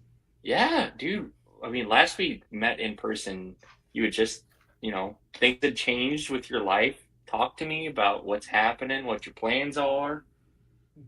Right, very little is happening right now. It's probably why I don't have a whole lot to say. I'm just all right. Trying to find work, just sending out applications, but you know how that goes. It's it feels like applying for jobs now is like hiring a contractor 25 years ago, where you send out 100 inquiries, 10 of them call you back, 5 of them you actually speak to, 1 of them you pay money, and stuff like that. So I've had one interview and I've sent out a few more applications. So right now I'm just trying to get that going again. What kind of work are you looking for, Yankee?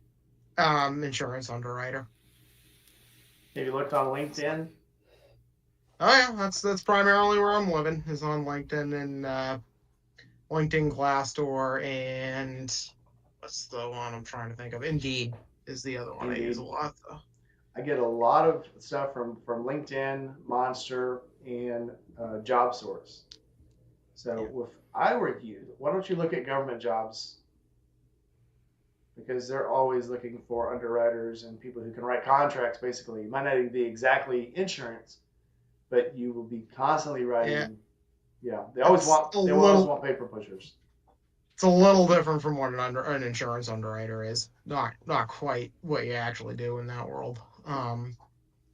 Insurance, and that's actually not something I've done yet, so I'm trying to get into it. I have a lot of, fair deal of insurance industry experience, but underwriters, I want to actually start, issuing the policies and whatnot, but that's more about, following guidelines and assessing risk and all that fun stuff.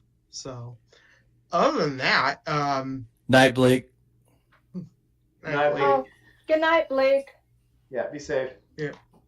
Yeah, other than that, I've been just I've been doing a little bit of riding. I had a couple people come up and hang out with me for Laconia Bike Week. That was fun. We ended up shutting down the bars on the weirs every night. So I don't know if he has his own content stream going or not, but if any of you guys are familiar with Diesel, he came up and Diesel.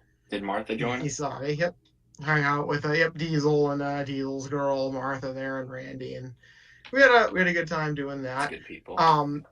One thing I will say, Juice, is that yes, the last time you saw me, I was in hell, and the last time that ride out was the ride from hell.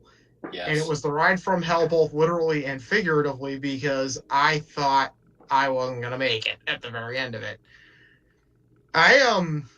It was nice at first, and then when I got near Buffalo, New York-ish, well, in the words of Forrest Gump, and then one day it started to Started rain. raining. Big old fat rain. Oh, Oh, and it didn't stop for a while. 3 months. Yeah. Isn't that fun? I want to say I was maybe somewhere near Syracuse when it finally started to let Damn. up a little bit. But because the rain was so bad, everything was getting soaked, and then I was having issues like keeping my phone charged because my cords were screwing up. I ended up just getting delayed, getting through New York. So finally, I'm getting near Syracuse. I stopped at a rest stop, got a new charger, got that all figured out. But by that point, it's already getting dark, and I still got to get all the way out of New York and across Vermont, and then back into New Hampshire. And I just kind of said, all right, you know what? I'm just going to go for it. And, sun went down when I was going through New York, and I rode across all of Vermont in the Green Mountains in the pitch black. And I was still joy. soaking wet from all the rain. I never really got the chance to dry out. And then I think when did I finally message you guys that I gotten back there? I think it was like 1:45 in the morning. Yeah. Yeah. I was so freaking cold. I've never turned the space heater on in my room in June until that night. Yeah. That night, morning, whatever it was. I had myself under 2 layers of blankets, including that really thick, like nice wool army surplus one I have, and I could still feel through the blanket like how cold my legs were physically. Like I could put my hand on the top of the blankets and feel the cold from my legs from the 2 of them. I was like, oh man, that got really, really close. Yeah, I will tell you, I've never been so just like emotionally drawn with everybody going home, and like just traveling in general. I mean, obviously we were there in hell, doing our hell stuff, but I was just like not in a good mental space of like, I just want everybody to get home safe. And like, so I knew like you and especially like Sid both just like trucked it home in the middle of the fucking night. I was so glad to see you all made it. That was a hell of a trip is the way I would put it. And I would have obviously loved for that trip to have gone a lot differently for the group as a whole. So yes, I am just glad that you're still kicking, and I'm glad you're still in the job hunt. I didn't mean to put you on the spot too much. I am trying to be like a parent to you a little bit of like, hey man, what you doing? It sounds like you're still in the job market, so that's good. And I hope you land on your feet, man. Yeah, I'm trying. So, hopefully I hear back from one of those applications I sent out. I think I sent out like 4 or 5 in the last couple days. So we'll see how that goes. That's one of the reasons I've been in Maine so much, though, is because it's quieter there, and it's usually just my mom is there and she's working remote. So I can just set up, there's enough space there, I can just set up my computer, and there's like just no one bothering me and nothing's happening, and I can just focus on that and get all that taken care of. So.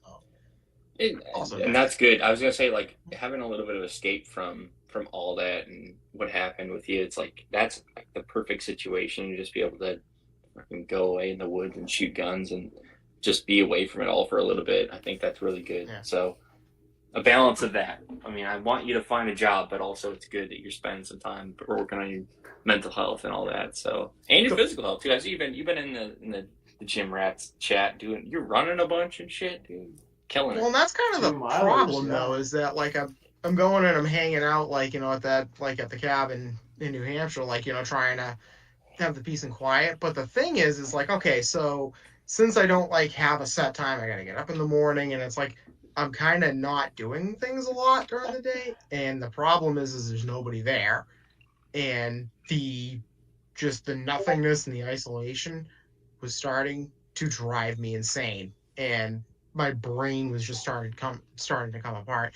And that was the other problem. Is if you noticed, my Instagram account has not been active lately. That is because I deleted it, for at least where I suspended it. And it's because the problem is I was just scrolling it all day, doom scrolling, and then just driving myself nuts. That's just like, I gotta stop. I can't do this anymore. So that's why that's been kind of quiet lately. So it's getting a little bit back better, trying to do things on a daily basis. So back in Mass now because I'm trying to help my dad. His bike currently will not start, so trying to help him coordinate, get a U-Haul trailer next week and run that over to the dealership. It's the dumbest thing too. Apparently his bike like isn't recognizing his key fob, and he doesn't. There is like the code you can do to set it in, without the key, but he doesn't remember what it is. So yeah, so that's been great. But yeah, other than that, and as far as the ride for, yes, you might think you're putting me on the spot. I'm gonna put you on the spot now.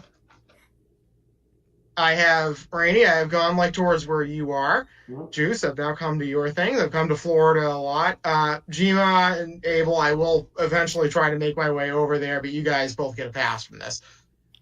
Eventually, Yes. you guys gonna come more my direction. So Yes. Or I'm here's gonna what just start hunting everyone I'm down. not opposed. I'm so Yeah. down. What I need you to do though, for my own just mental planning sake, and this probably isn't gonna happen this year, but like pick a weekend. And Yeah. if it doesn't, like, find one that works for most people, but then again, just pick a fucking weekend. And Yeah. I will do my best to show up because I want to come out there so bad.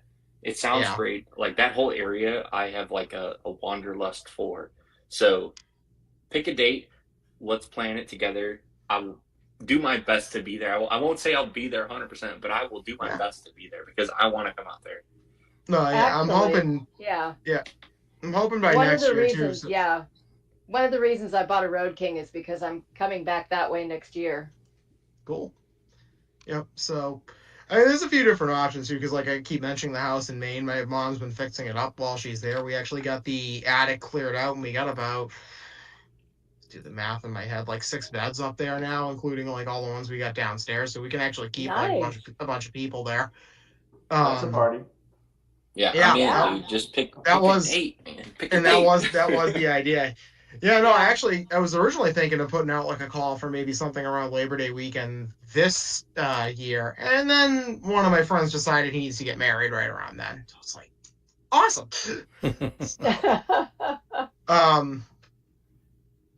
I gotta go to that one though, because truth be told, he's the first so far and only person who's ever invited me to a wedding, not like associated with somebody else, like my parents or somebody else I knew. Like, no, just me. I'm like, that's new. That's good. That's cool. Yep. So it's like a grown-up friend, huh? I guess he's the one who got me into motorcycles. So if you want to call him a Grown-up grown up, friend. that's trash. But anyway.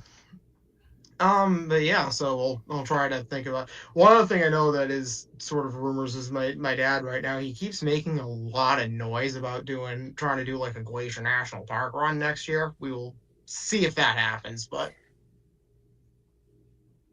I'm Okay. still trying to work on a Route 66 ride. And Yeah. it's I'm in. the I'm in. good thing about doing a coast to coast ride is you get to see a lot of people on the way, and they don't have to go Yep. with you the whole way. So, and the weird thing is I just can't get over the people who have said, "Yep, yeah, come see me. We'll go ride my part of the neighborhood. We'll go ride my part of the neighborhood," and it still blows my mind that the Star Wars guy said, "Oh yeah, come out. You can stay around me, and we'll go for a ride, and I'll show you the best places." And it just blows my mind. Like we were talking about the connections you make through YouTube. People you would normally never meet, Yeah. talk to. You meet these people, and they become like your extended family. It's crazy. connections you make through Yeah. riding. So I can It's- literally stop in a town. very different. Every town between here and Los Angeles, like every 50 Yep. miles, I know somebody. Hmm. So, and I would never have had that without YouTube and Forgotten Angels and the internet and stuff. It's weird the connections you make. It's that camp out. It's the camp out that did it. It brought everybody together, and then it was like, oh, we can actually like fucking hang out, even though we're, thousands of miles away from each other, and Yeah. it's cool.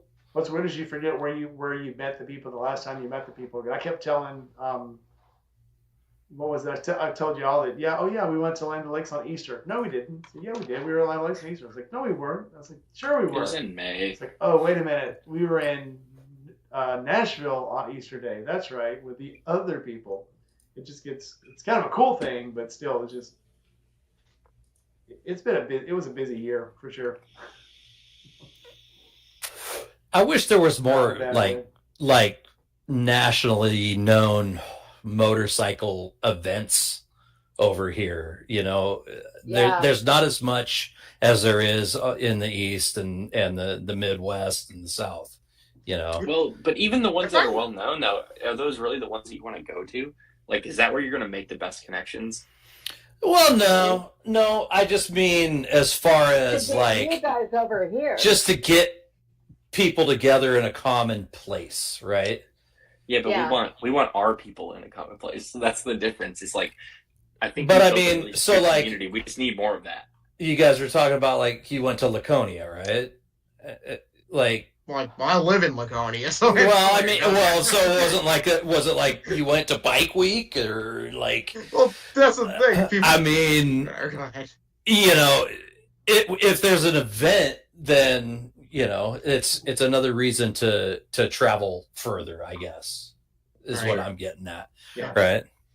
No, I get what you're saying though. Like as far because I think like of all the events of like different scales that I know. So that would include like the famous bike weeks like Daytona and Laconia and Sturgis and whatnot. But then like even like I can think of like a lot of other big nationally known events like Americade that's out in New York or like Mama Tried or what's the one they have in February?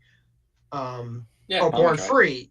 Yeah, Oh, well, there's yes, Mama okay. Tried. There's Born Free, and then and then like oh yeah, the Vintage Barber Fest here. It's like that, but yeah, I can't think of any like off the top of my head that are like really on the West Coast. The West Coast stuff is mostly in Southern California and down there.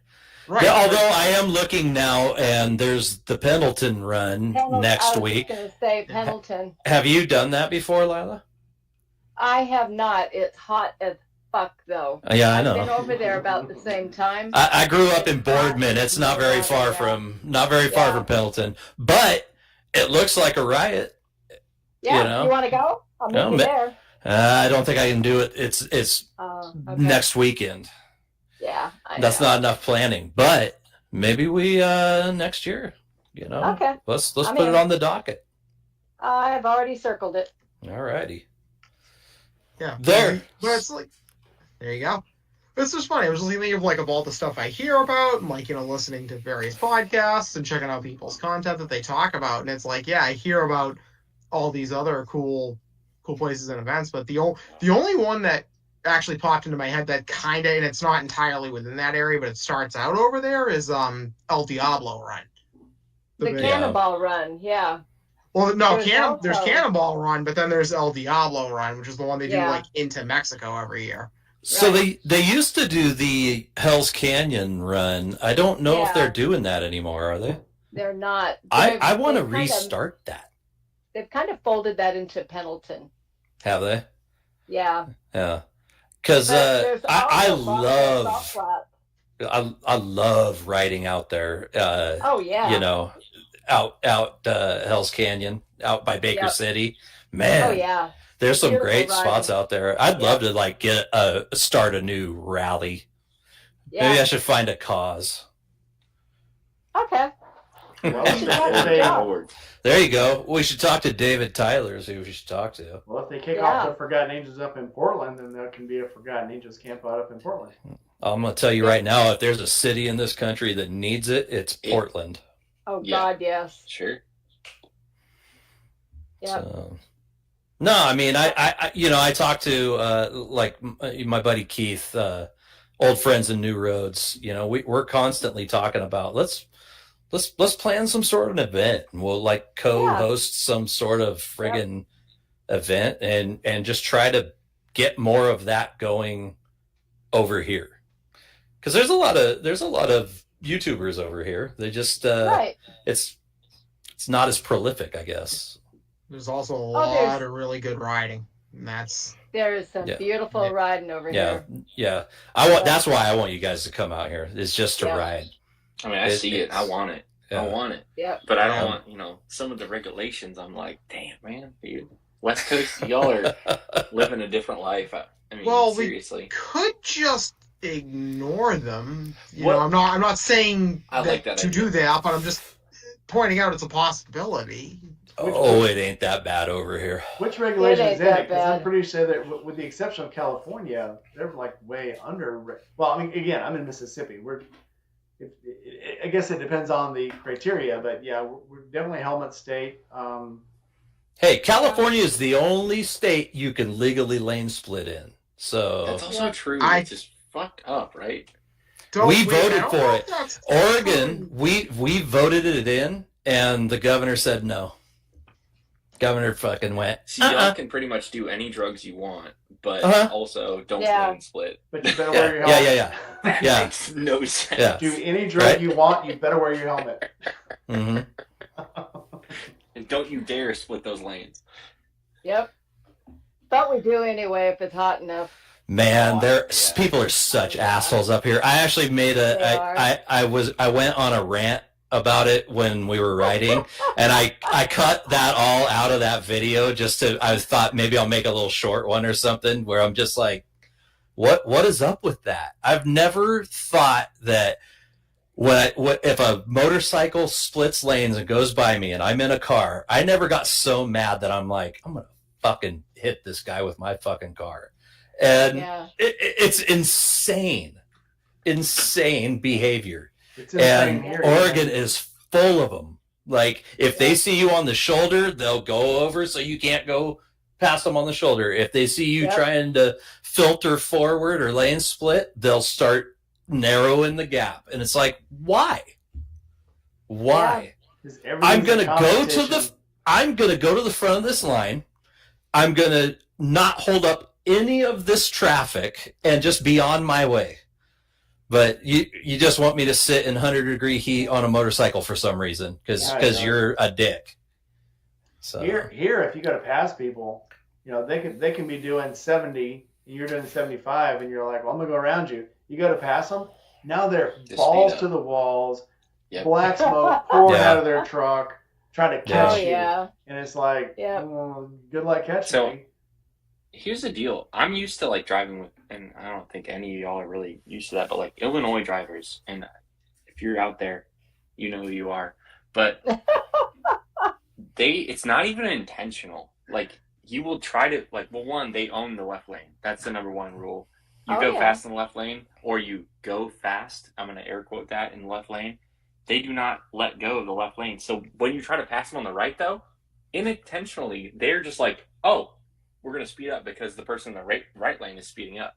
That's all it is, though. It's not intentional. Yeah. It's not malicious. It's just like they're like pea-brained, apparently. yes, they should all be pit maneuvered. Well, so even around here, especially in Tennessee, you go to pass somebody, and as you pass them, because they're doing 50 and a 65, you notice they're on their phone. And they're like half-assed with one eye trying to gauge the traffic around. And as they see you passing them, that's when they realize the speed limit's changed. And then they want to speed up.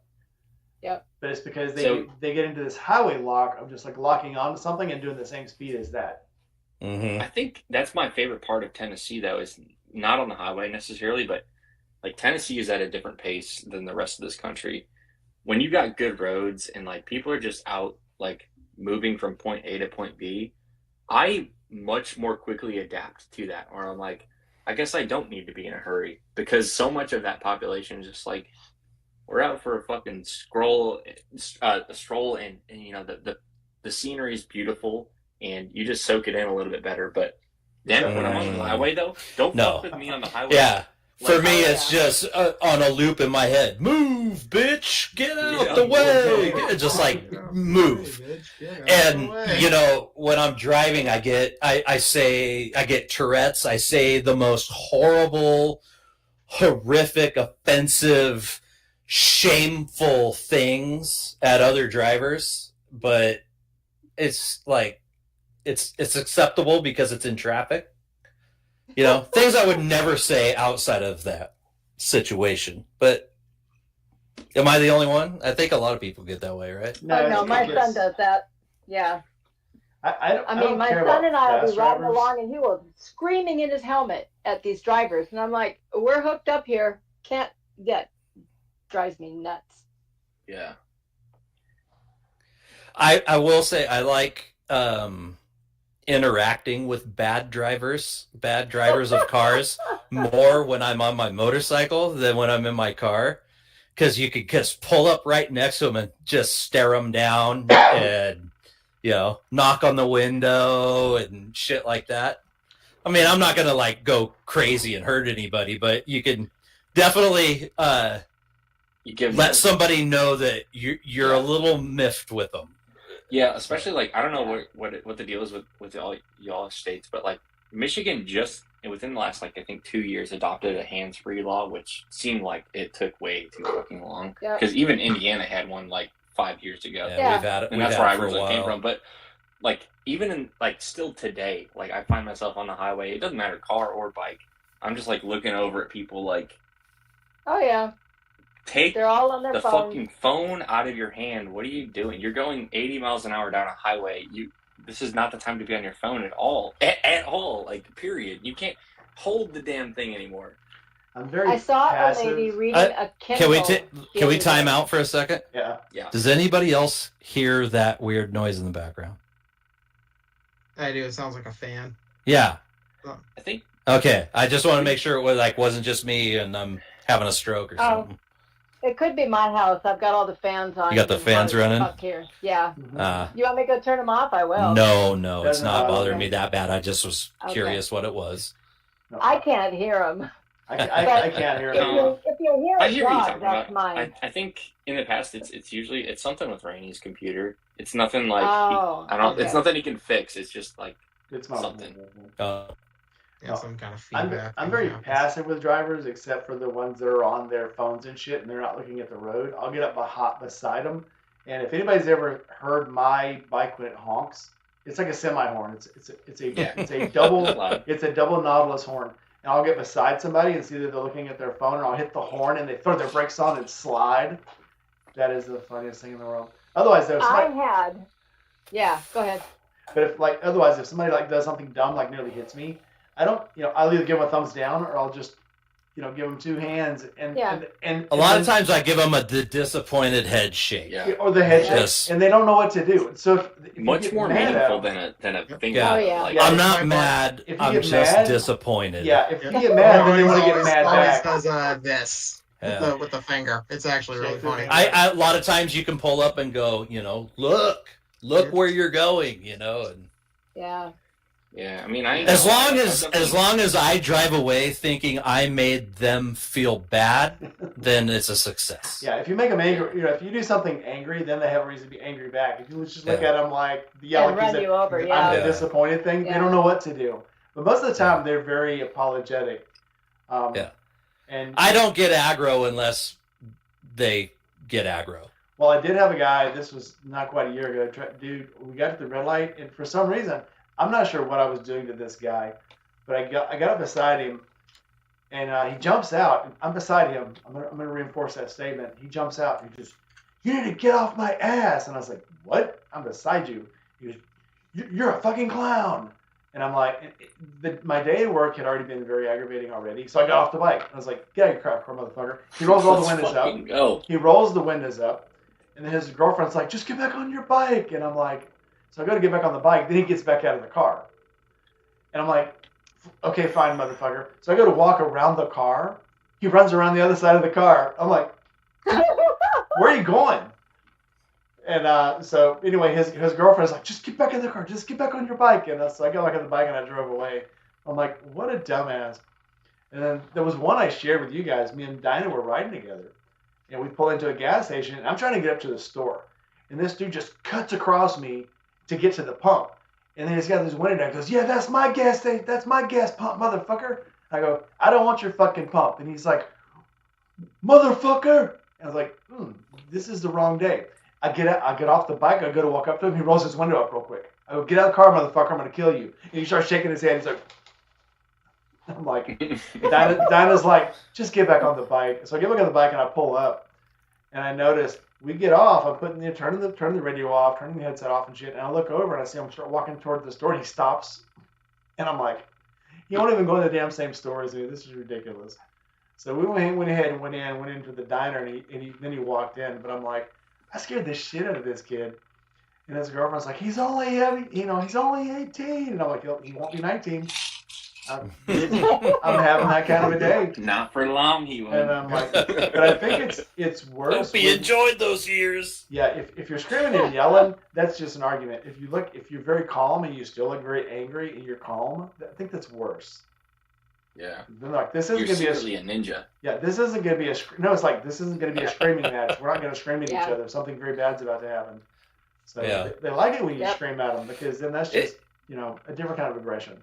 It's weird how aggressive some people get over just absolutely nothing. I think just half of the people in this country just have a screw loose. You Yeah. know?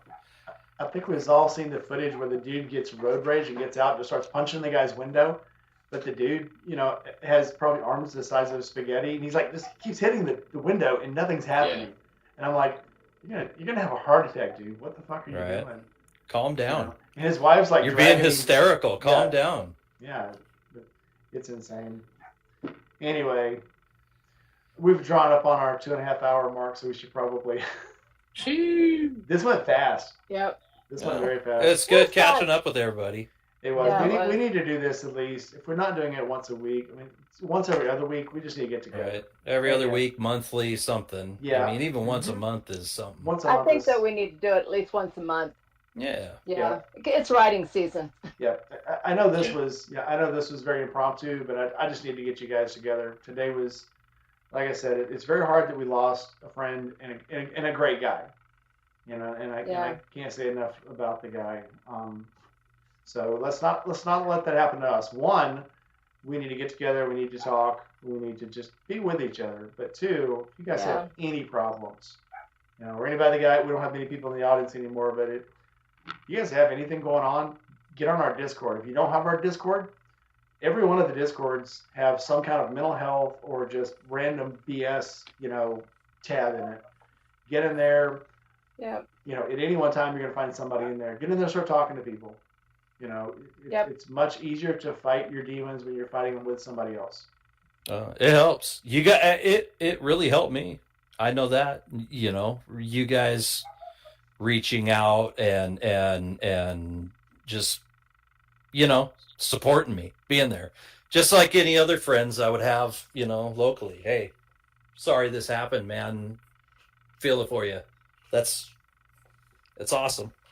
Yeah. It was really nice when I was in some pretty dark waters. Yeah, and So- when you're fighting those demons alone, they can look pretty dark and heavy, and it's really strange how it's almost like when you're trying to talk out a problem and you ask somebody, "Hey, I got this problem. This is this and this is that," and all of a sudden, as you're talking about it, you figured out what the problem is. Yeah. And sometimes it's just that easy. But even if it's not that easy, talking over it with somebody helps. Right. So most of you got my number. If you don't have my number, you know my Instagram, you know my Discord, you know my Facebook, you know my YouTube. Find me. And I've never not answered the phone. And I do it a lot. I do it for my biker friends. I do it for my military friends. I do it for people I grew up with. If you've got a problem, I'm the guy you call. So with that, we're going to go ahead and close. And I'm so glad I have you people in my life. And I hope you stay in my life. Love you guys. Love you guys. Too. Y'all have a All good right. one. Love Till the you. next Love one. you too. See ya. Bye bye. I love that juice. That was Dude, I always do the fucking. Wait, what's the thumbs up? The thumbs up. Steve is the only person I know that has that. The thumbs up, and all of a sudden it just gives all these crazy thumbs up. All right, guys. I will see you guys next.